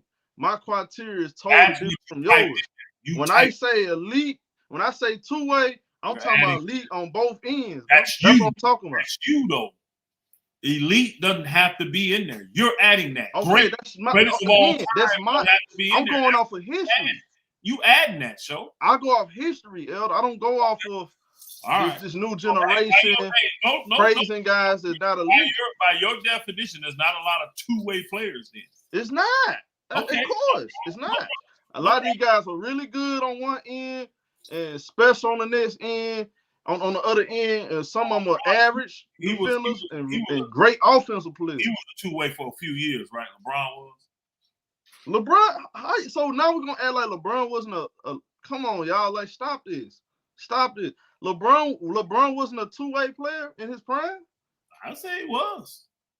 Not his whole career, but how y'all gonna say that LeBron was an all-defensive performer? 6 times. Second one time in the defensive player of the year award. A couple times he was in defense.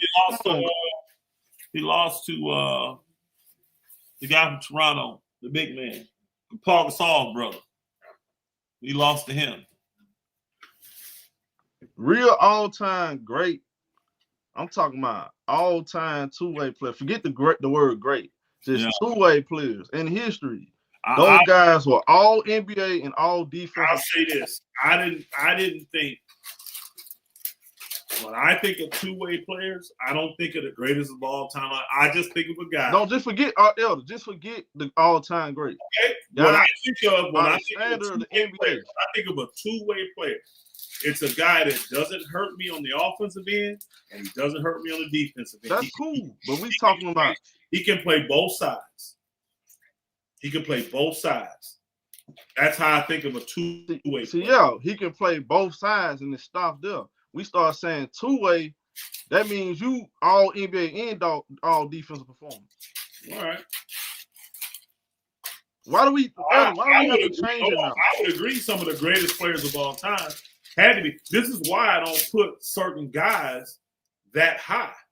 You know what I mean? Part of it, because I believe in both sides of the coin. This is why Magic ain't going to be number one. Even though he was just average at defense and elite on the offensive end, I can't rank him higher than I rank the Kobe's and the Kareems and the Jordans, the guys that was winning defensive awards and always on the defensive teams. And I can't rank him higher than them.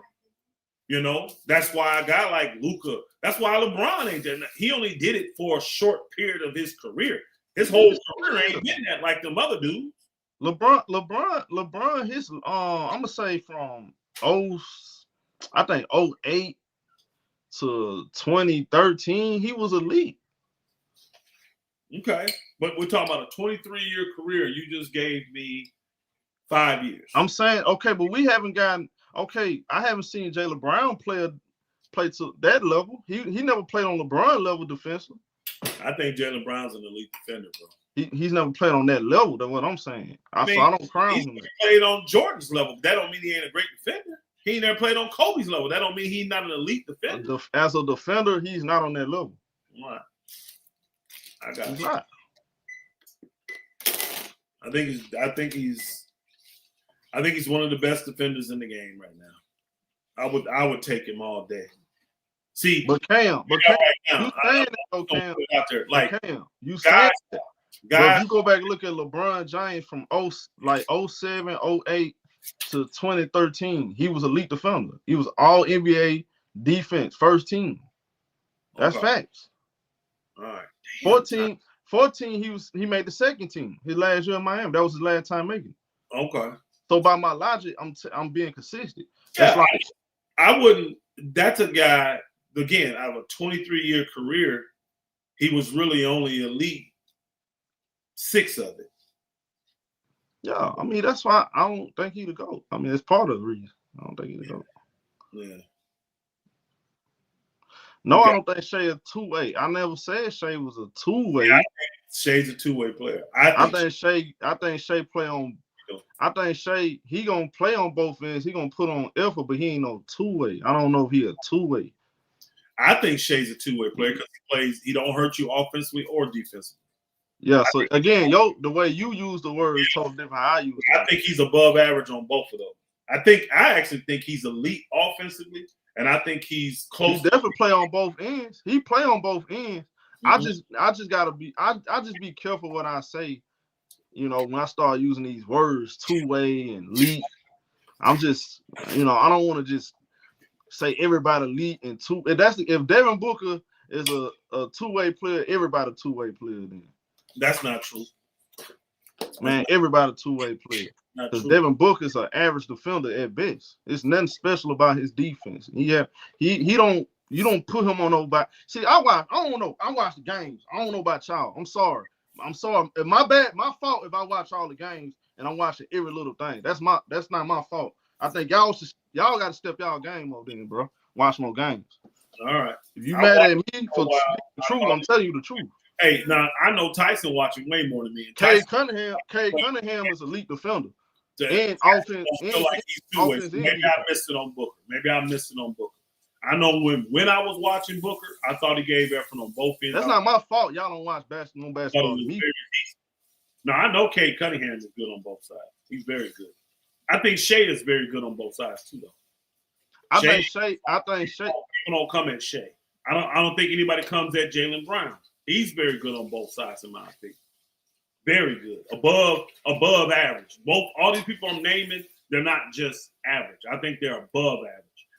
Shea my guy though. I think he a good defender, not a elite defender though. He a good defender. Good defender, just average, right? Nah, he's good. He's above average. Okay, so that's right below elite, right? Yeah, elite. Yeah, I would say that's what I think. But that would make him a two-way player to me. To me, that would make him a two-way player. Because he ain't going to hurt me on the defensive end at all. And he's going to help me on the offensive end. Like Dwayne Wade, he was elite on both ends. Like he was an all NBA and all defensive performer. That's two-way. Kobe was elite on both ends. That's for sure. We know Bean was two-way. Dwight Howard, no doubt. He was two-way. Wow. Two-way. Keem Olajuwon, 2-way. Gary Payton, 2-way. Scottie Pippen, 2-way. 2-way. I got you. Kawhi Leonard, 2-way. Like that's elite. That's the lead of the league, both ends of the floor.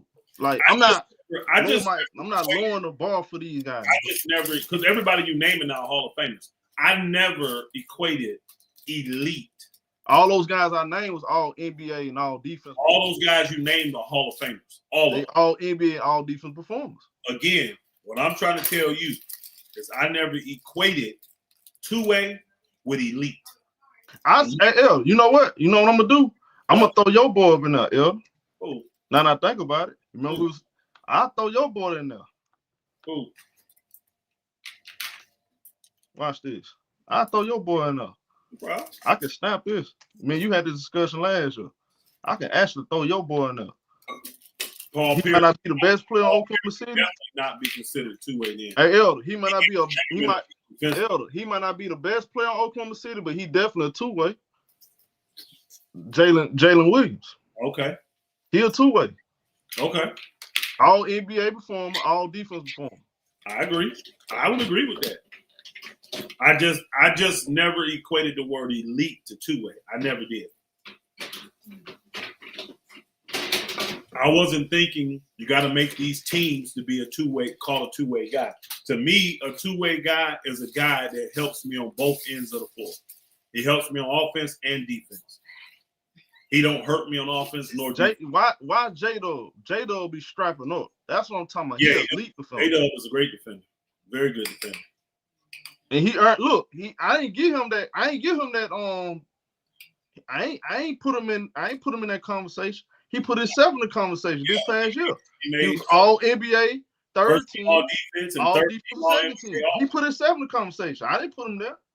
He earned it. He's a 2-way player. Paul George was a 2-way player for sure. A 2-way player in his heyday. Paul George was. He was all NBA, all defensive performer. Mm-hmm. For sure. I didn't know it had to be that just to be 2-way though. I always use it. I didn't use it like that. I didn't put the accolades on it to be a 2-way player. I didn't. But how can you crown somebody that ain't got the resume though? I can't just sit here and say you're a 2-way, but you don't have the accolades to back it up though. Some of these guys are really when you using it, it's not wrong. It just Brown is, Tatum definitely is, because they consider Tatum better offensively and defensively than Brown. So the way y'all use it is not 100% wrong. I just stick to tradition. I stick to history. It's a lot of guys the last 20 years was really good off, like Iguodala, for example. Andre Iguodala, he was another one, right? Mm-hmm. Elite defense, elite offense. Well, he was an elite scorer, but you get what I'm saying. Like he was he was a needle mover. Mm-hmm. Then you have guys like, for example, let's say Paul Pierce.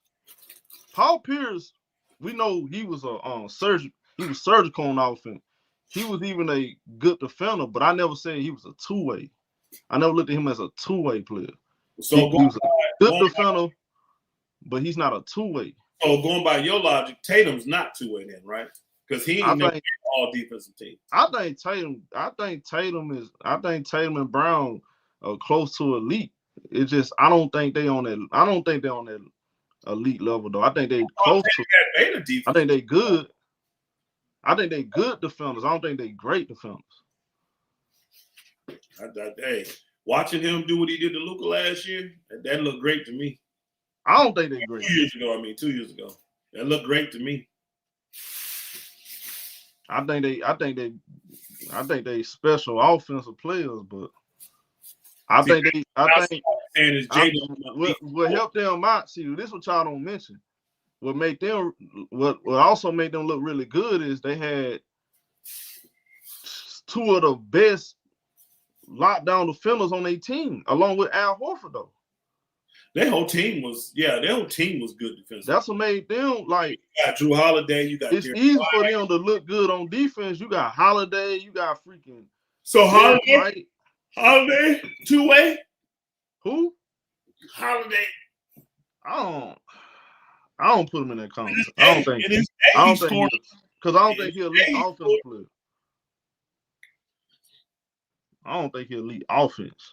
Is J-Dub elite offensively? Does I think he's close to it, though. Does third team NBA mean you're elite? You see what I'm saying? That the person put that in. Good. I mean, if you made the all NBA team, though, I mean, you in the elite conversation. Okay. Drew Holiday never been an all NBA performer. He made the all defensive team. Never been. He made an all NBA team one time. He never made the all NBA team. He made the All Star team.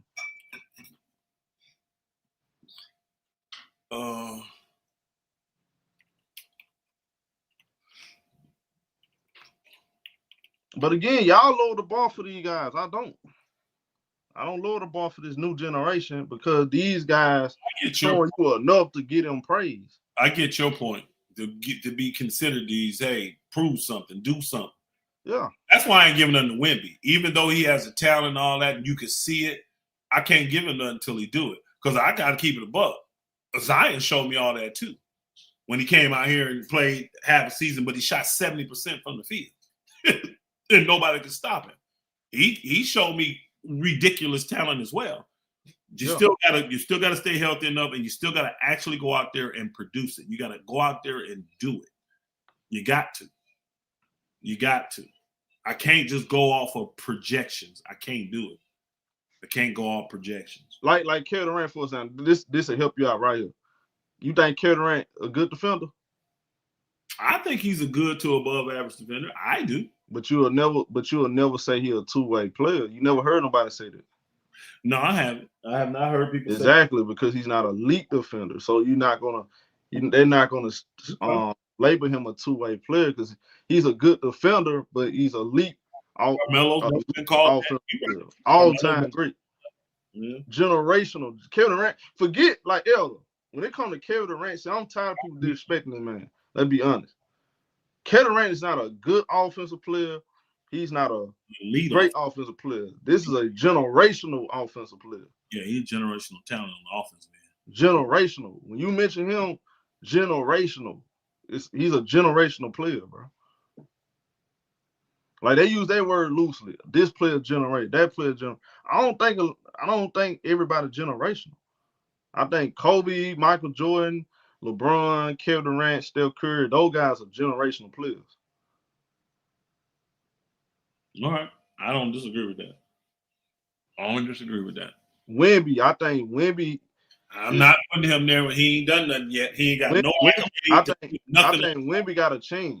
He got a chance. A lot of guys got a chance, though. You do. Kay Cunningham got a chance. He got more accolades than Wemby. I don't think he's a generational player, though. Hey, Wemby still got to prove it. Zion was a generational player. He never proved it, though. I never thought Zion was a generational player. You were in the he had generational hype. A lot of folk thought he hype. Yeah, a lot of folk thought he was. So, we gonna see. Elder, ask yourself this. Are we gonna see another Zion in the next 10 years? Probably. Are we gonna see another Wemby in the next 10 years? I'm gonna say probably. When you look at you think we're gonna see another Wemby?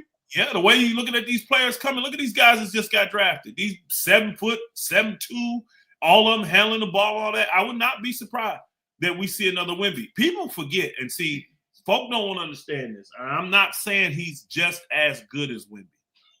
But Ralph Sampson was doing all this stuff at 7'4" back then, y'all. He never got the chance to do it in the NBA, though, because the league wasn't set up that way. So big men couldn't do that. But Ralph Sampson was one of the first big guys that grabbed thing off and take it all left in the court. He could shoot threes, he could shoot jumpers, but they wouldn't let him do that back then. But he would have been qualified for generational player if he was able to really get his shit off. He started getting hurt. Guess what? We ain't see another. But check this out though. He was elite. We ain't see another guy like that until 2025. You feel me? Yeah. Because Ralph, generational. I can look at some of them. Go to Virginia when he played at Virginia in college, and then go look when he first got to NBA.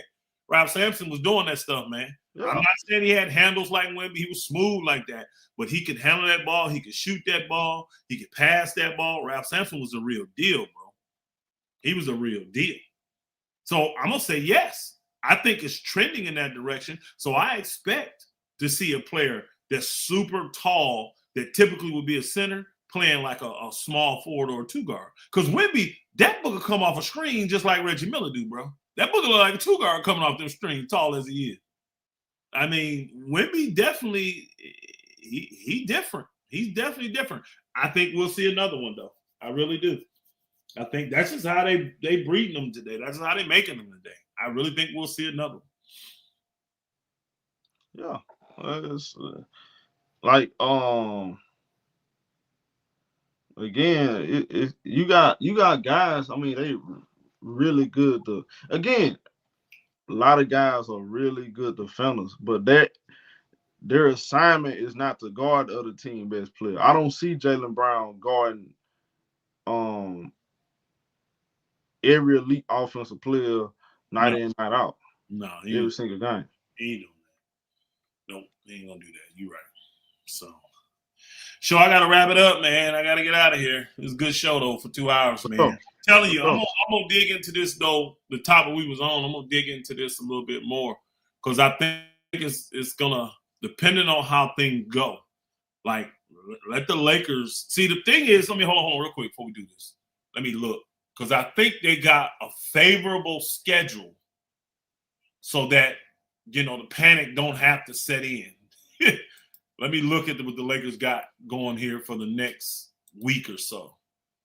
And that makes a big difference, the schedule.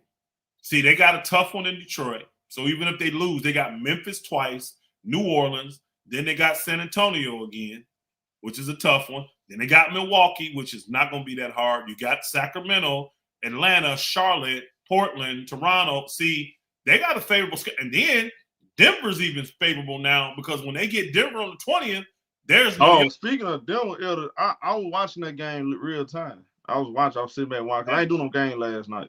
Yeah. I was so tired, but I sat back and watched. I had just turned on that game, Elder, literally, and I saw Spencer Jones fell into Jokic's leg. At first, I thought it was a tear, but when I watched the replay, I said, "Yeah, it's hypoextended. He gonna miss about a month." And they said they ain't reevaluating it for a month, so it's probably gonna be more like 6 weeks. Yeah, it might be longer than that. So you know what that means, right? Yeah, Denver finna fall because they're not good without Jokic, bro. And that could change some stuff. That may make some people make moves. Clippers. Because here's the thing. I said Denver right on the 20th. Then they got the Clippers. Then they got Dallas, Chicago, Cleveland, Washington, New York, Brooklyn, Philly, Golden State. This ain't no hard schedule.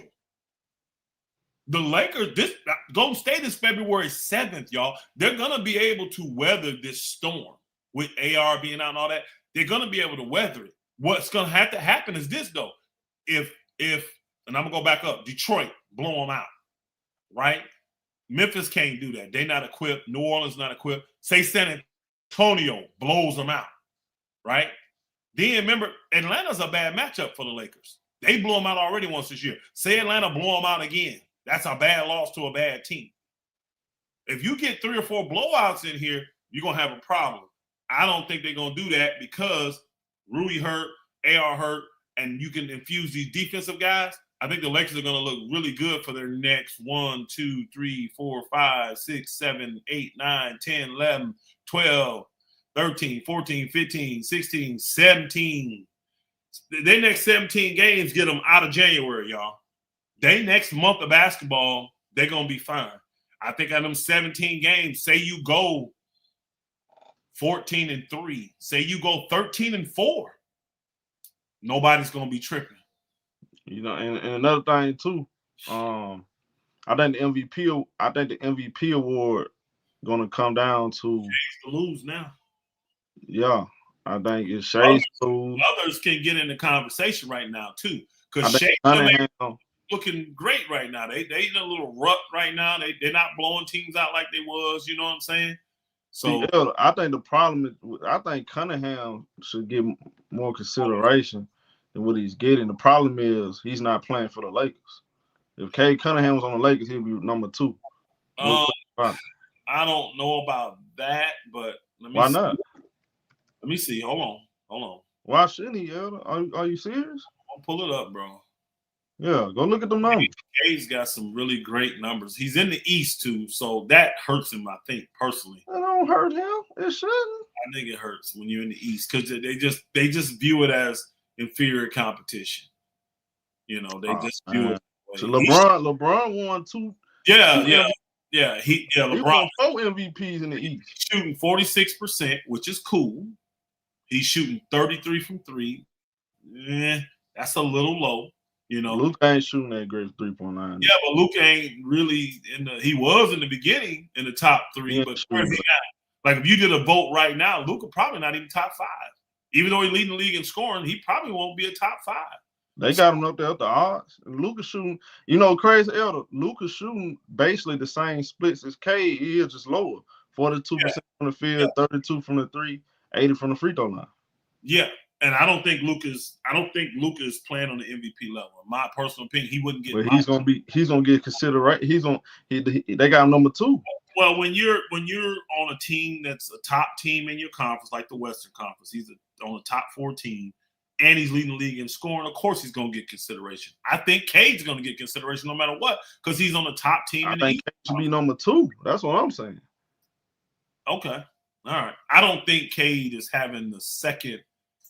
I do, because of what he's doing on both ends. All right. Look at his rebounds, assists. Yeah. 6 rebounds a game, almost 10 assists. I get it. 26.5 points. His numbers on defense, Elder, like his advanced numbers, is astronomical. I know. It's out of his mind. I know. I you know what, Show? I would not have a problem if somebody had Cade Cunningham number 2 in the MVP right now.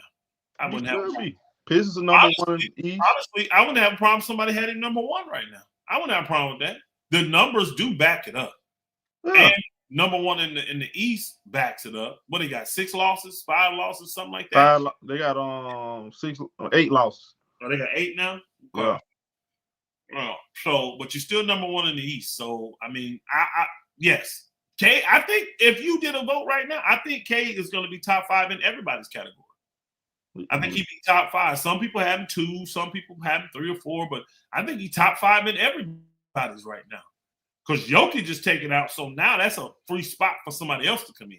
But I think Cade was just in that conversation, period. Now, he wasn't 2 before Jokic got hurt, because Jokic really was number 1 to me, the season he was having. Jokic. They were going to give it to Jokic. No, they were going to give it to Jokic. So Shea was 2, and 3, 4, and 5 was up for grabs, in my personal opinion. I think Brunson's having a really great year over there in New York. I really do. Wemby my whole thing is this though, El. I understand like Jokic's numbers are great and all, but it's like people again, it'd be a lot of picking and choosing going on, bro. Because I saw James Harden, he might have had the same efficiency as Jokic. Jokic being a 5, that's a big advantage. I saw Harden have a historical season similar to this, but didn't get the credit for it. Yeah, I don't know if anybody's been historical like Jokic. Jokic is not only doing it. Oh my God, a 60-point. James Harden had a 60-point triple-double. I understand, but Jokic is doing this, and the efficiency is off the charts as well, and he's doing it in the tough Western Conference. I remember when James Harden did the same thing. But he just, to me, I just never considered none of those Houston teams as threats to win, though. It was. The 1 year with Chris Paul, that one time I considered them. Other than that, I never viewed them as a real true threat. I never viewed them as a real contender. I really didn't. I didn't. That's just me. I never viewed them as a contender. That 1 year with Chris Paul, they were. And I think they would have beat them if Paul didn't get hurt. When they took them to 7 games in the finals, West Conference Finals, I believe they would have beat them Bulls. But other than that year, I never had Houston as a man. They was a number 1 seed. They was deep. Them guys had defenders, Trevor Reaves. They had balance though. They had good balance. They had a shot at beating Golden State. That's a guy series. That's a guy that's underachieved with talent enough to win. In my opinion, because you stick a Harden. He's done it. Because you stick Harden. He's underachieved. Look, you naming these teams that were so good, why he didn't win with them? that had all this balance. Why couldn't he win with it? They weren't gonna beat Golden State, but I feel you. If he didn't play Golden State, I think he got a shot.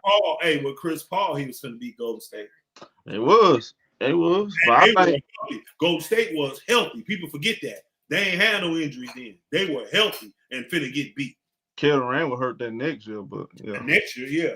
So I gotta get out here, man.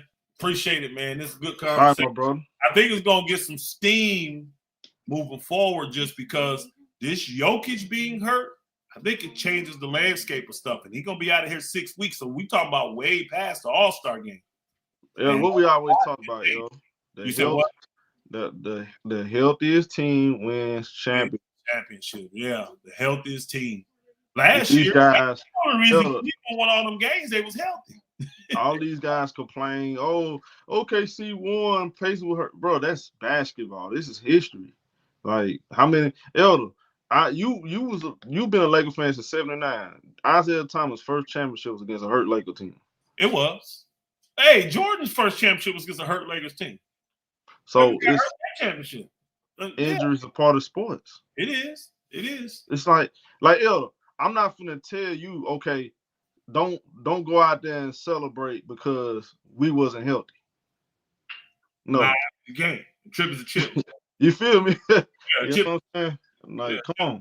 That's like telling the other people try to say something about Toronto. Well, that dude went out and won. He went out and took it. They won. They were healthy. And they upgraded their star players. All they did. They had a championship level team in the East, meaning they could get to the Eastern Conference Finals. They couldn't get over the hump. They swapped out their best player for a better player in Kawhi, and he got him over the hump. And even though he was hurt, people forget that Kawhi limped to that championship. Y'all forget that, don't y'all? He limped and still got that work done. You got to give guys credit when they do that, man. You got to give – again, this is why I can never put a Jimmy Butler or DeRozan and all these guys. You can get there, but if you can't get me over the hump, sorry, bro. I can't put you in the elite category. I'm not putting you in that room. You in a separate room. Until you get over that hump, you in a separate room. Kawhi got over the hump. People say, well, he can't lead. He was on the Spurs. Well, they went to Toronto and led. A bunch of guys that couldn't get over the hump with the leader they had. That's right.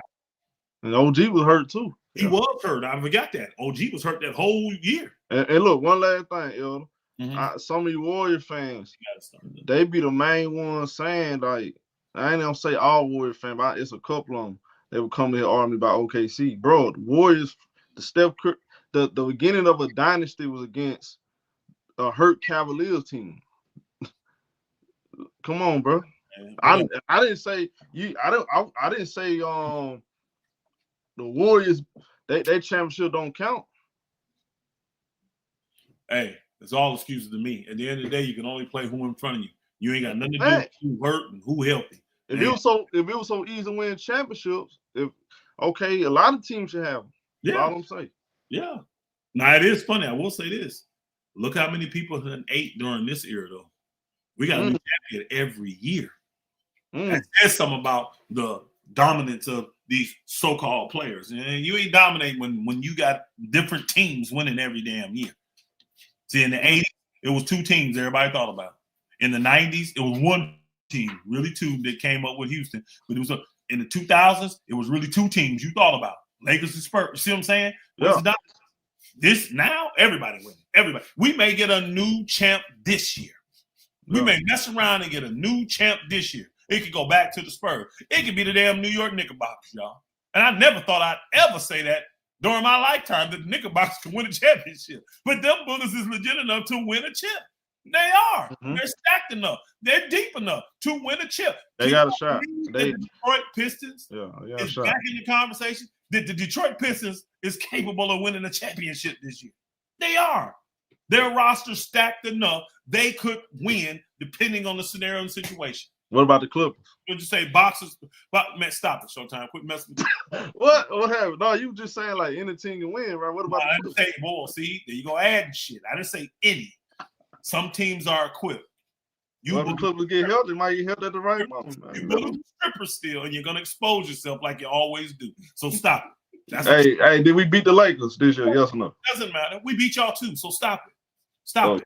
We beat your ass first. How about that? No, you said y'all gonna run us off the gym though every game. We did the first game. We played you. We did. Then what happened next game though? We lost. No big deal. We ran y'all out. If you think about it, we done beat most of these teams besides OKC. All these teams that beat the Lakers, we done beat their ass. We beat Phoenix. We beat y'all. We beat San Antonio first. We done beat all these teams. So I ain't tripping. That lets me know the Lakers, if they make proper adjustments. Y'all ain't beat OKC. I said besides OKC. Oh, Houston. Y'all ain't beat Houston. We beat Houston. We've only played those teams once. So what they got to do with us? We beat Houston though. Well, we played y'all twice and we whoop your ass first. Is what I'm saying. Okay. The teams that we played twice, we've beaten all those teams. Remember? We beat the y'all beat OKC? We beat Minnesota twice. We beat Phoenix. We beat all these teams. Okay. Y'all beat OKC next? No, I ain't saying that. Because we don't play them. Remember, we don't play them for a while. I think they're going to have a chance to get their stuff together. Hey, I kind of wish we could play them right now. They don't look too great right now. They're in a little slump right now. They're in a little slump. OKC. But by the time we get back to them, I think they'll have their stuff together. Hey, one more thing before we get out here. Elder, I'm sick to my stomach watching last night game. You know who I wanted in the offseason? Who? I wanted the Clippers go get Nickeil Alexander-Walker. Remember you talked about this. I kept saying that go get Nickeil Alexander-Walker. Do you see how this man playing this year? Yes, Showtime. Remember what I said about him? He would have been better than Norman Powell. He's literally giving you Norman Powell offense with defense. Remember how your hating chat room lit me up because I said he's the perfect addition to put next to Luka. Come on. Then we could justify. Remember at that time, before August came in going 30, we were talking about him maybe going to the bench, this and that. And I'm like, you got to have a respectable enough player to put Austin on the bench. And I was saying Nickeil Alexander-Walker is that dude. Remember, I put him on the same level like Boston looked at Derek White. I'm like, he's worthy of that first round pick. Use that pick. Get this dude here. Then you got him next to him. And then you can make AR off the bench guy because you've got a guy that can play both sides of the field. Both sides. He's perfect.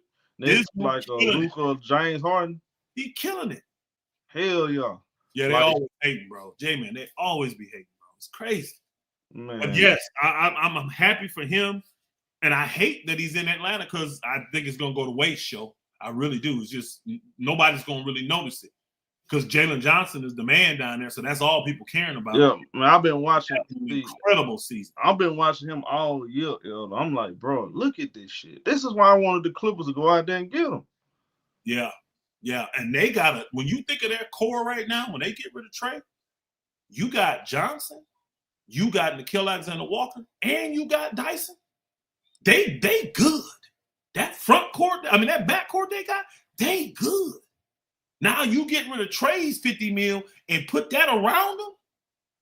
Atlanta could be something, man. Atlanta can be something. They just got to get rid of Trae and get the right pieces back. They set up real, and all them guys is young, long, athletic, and get it.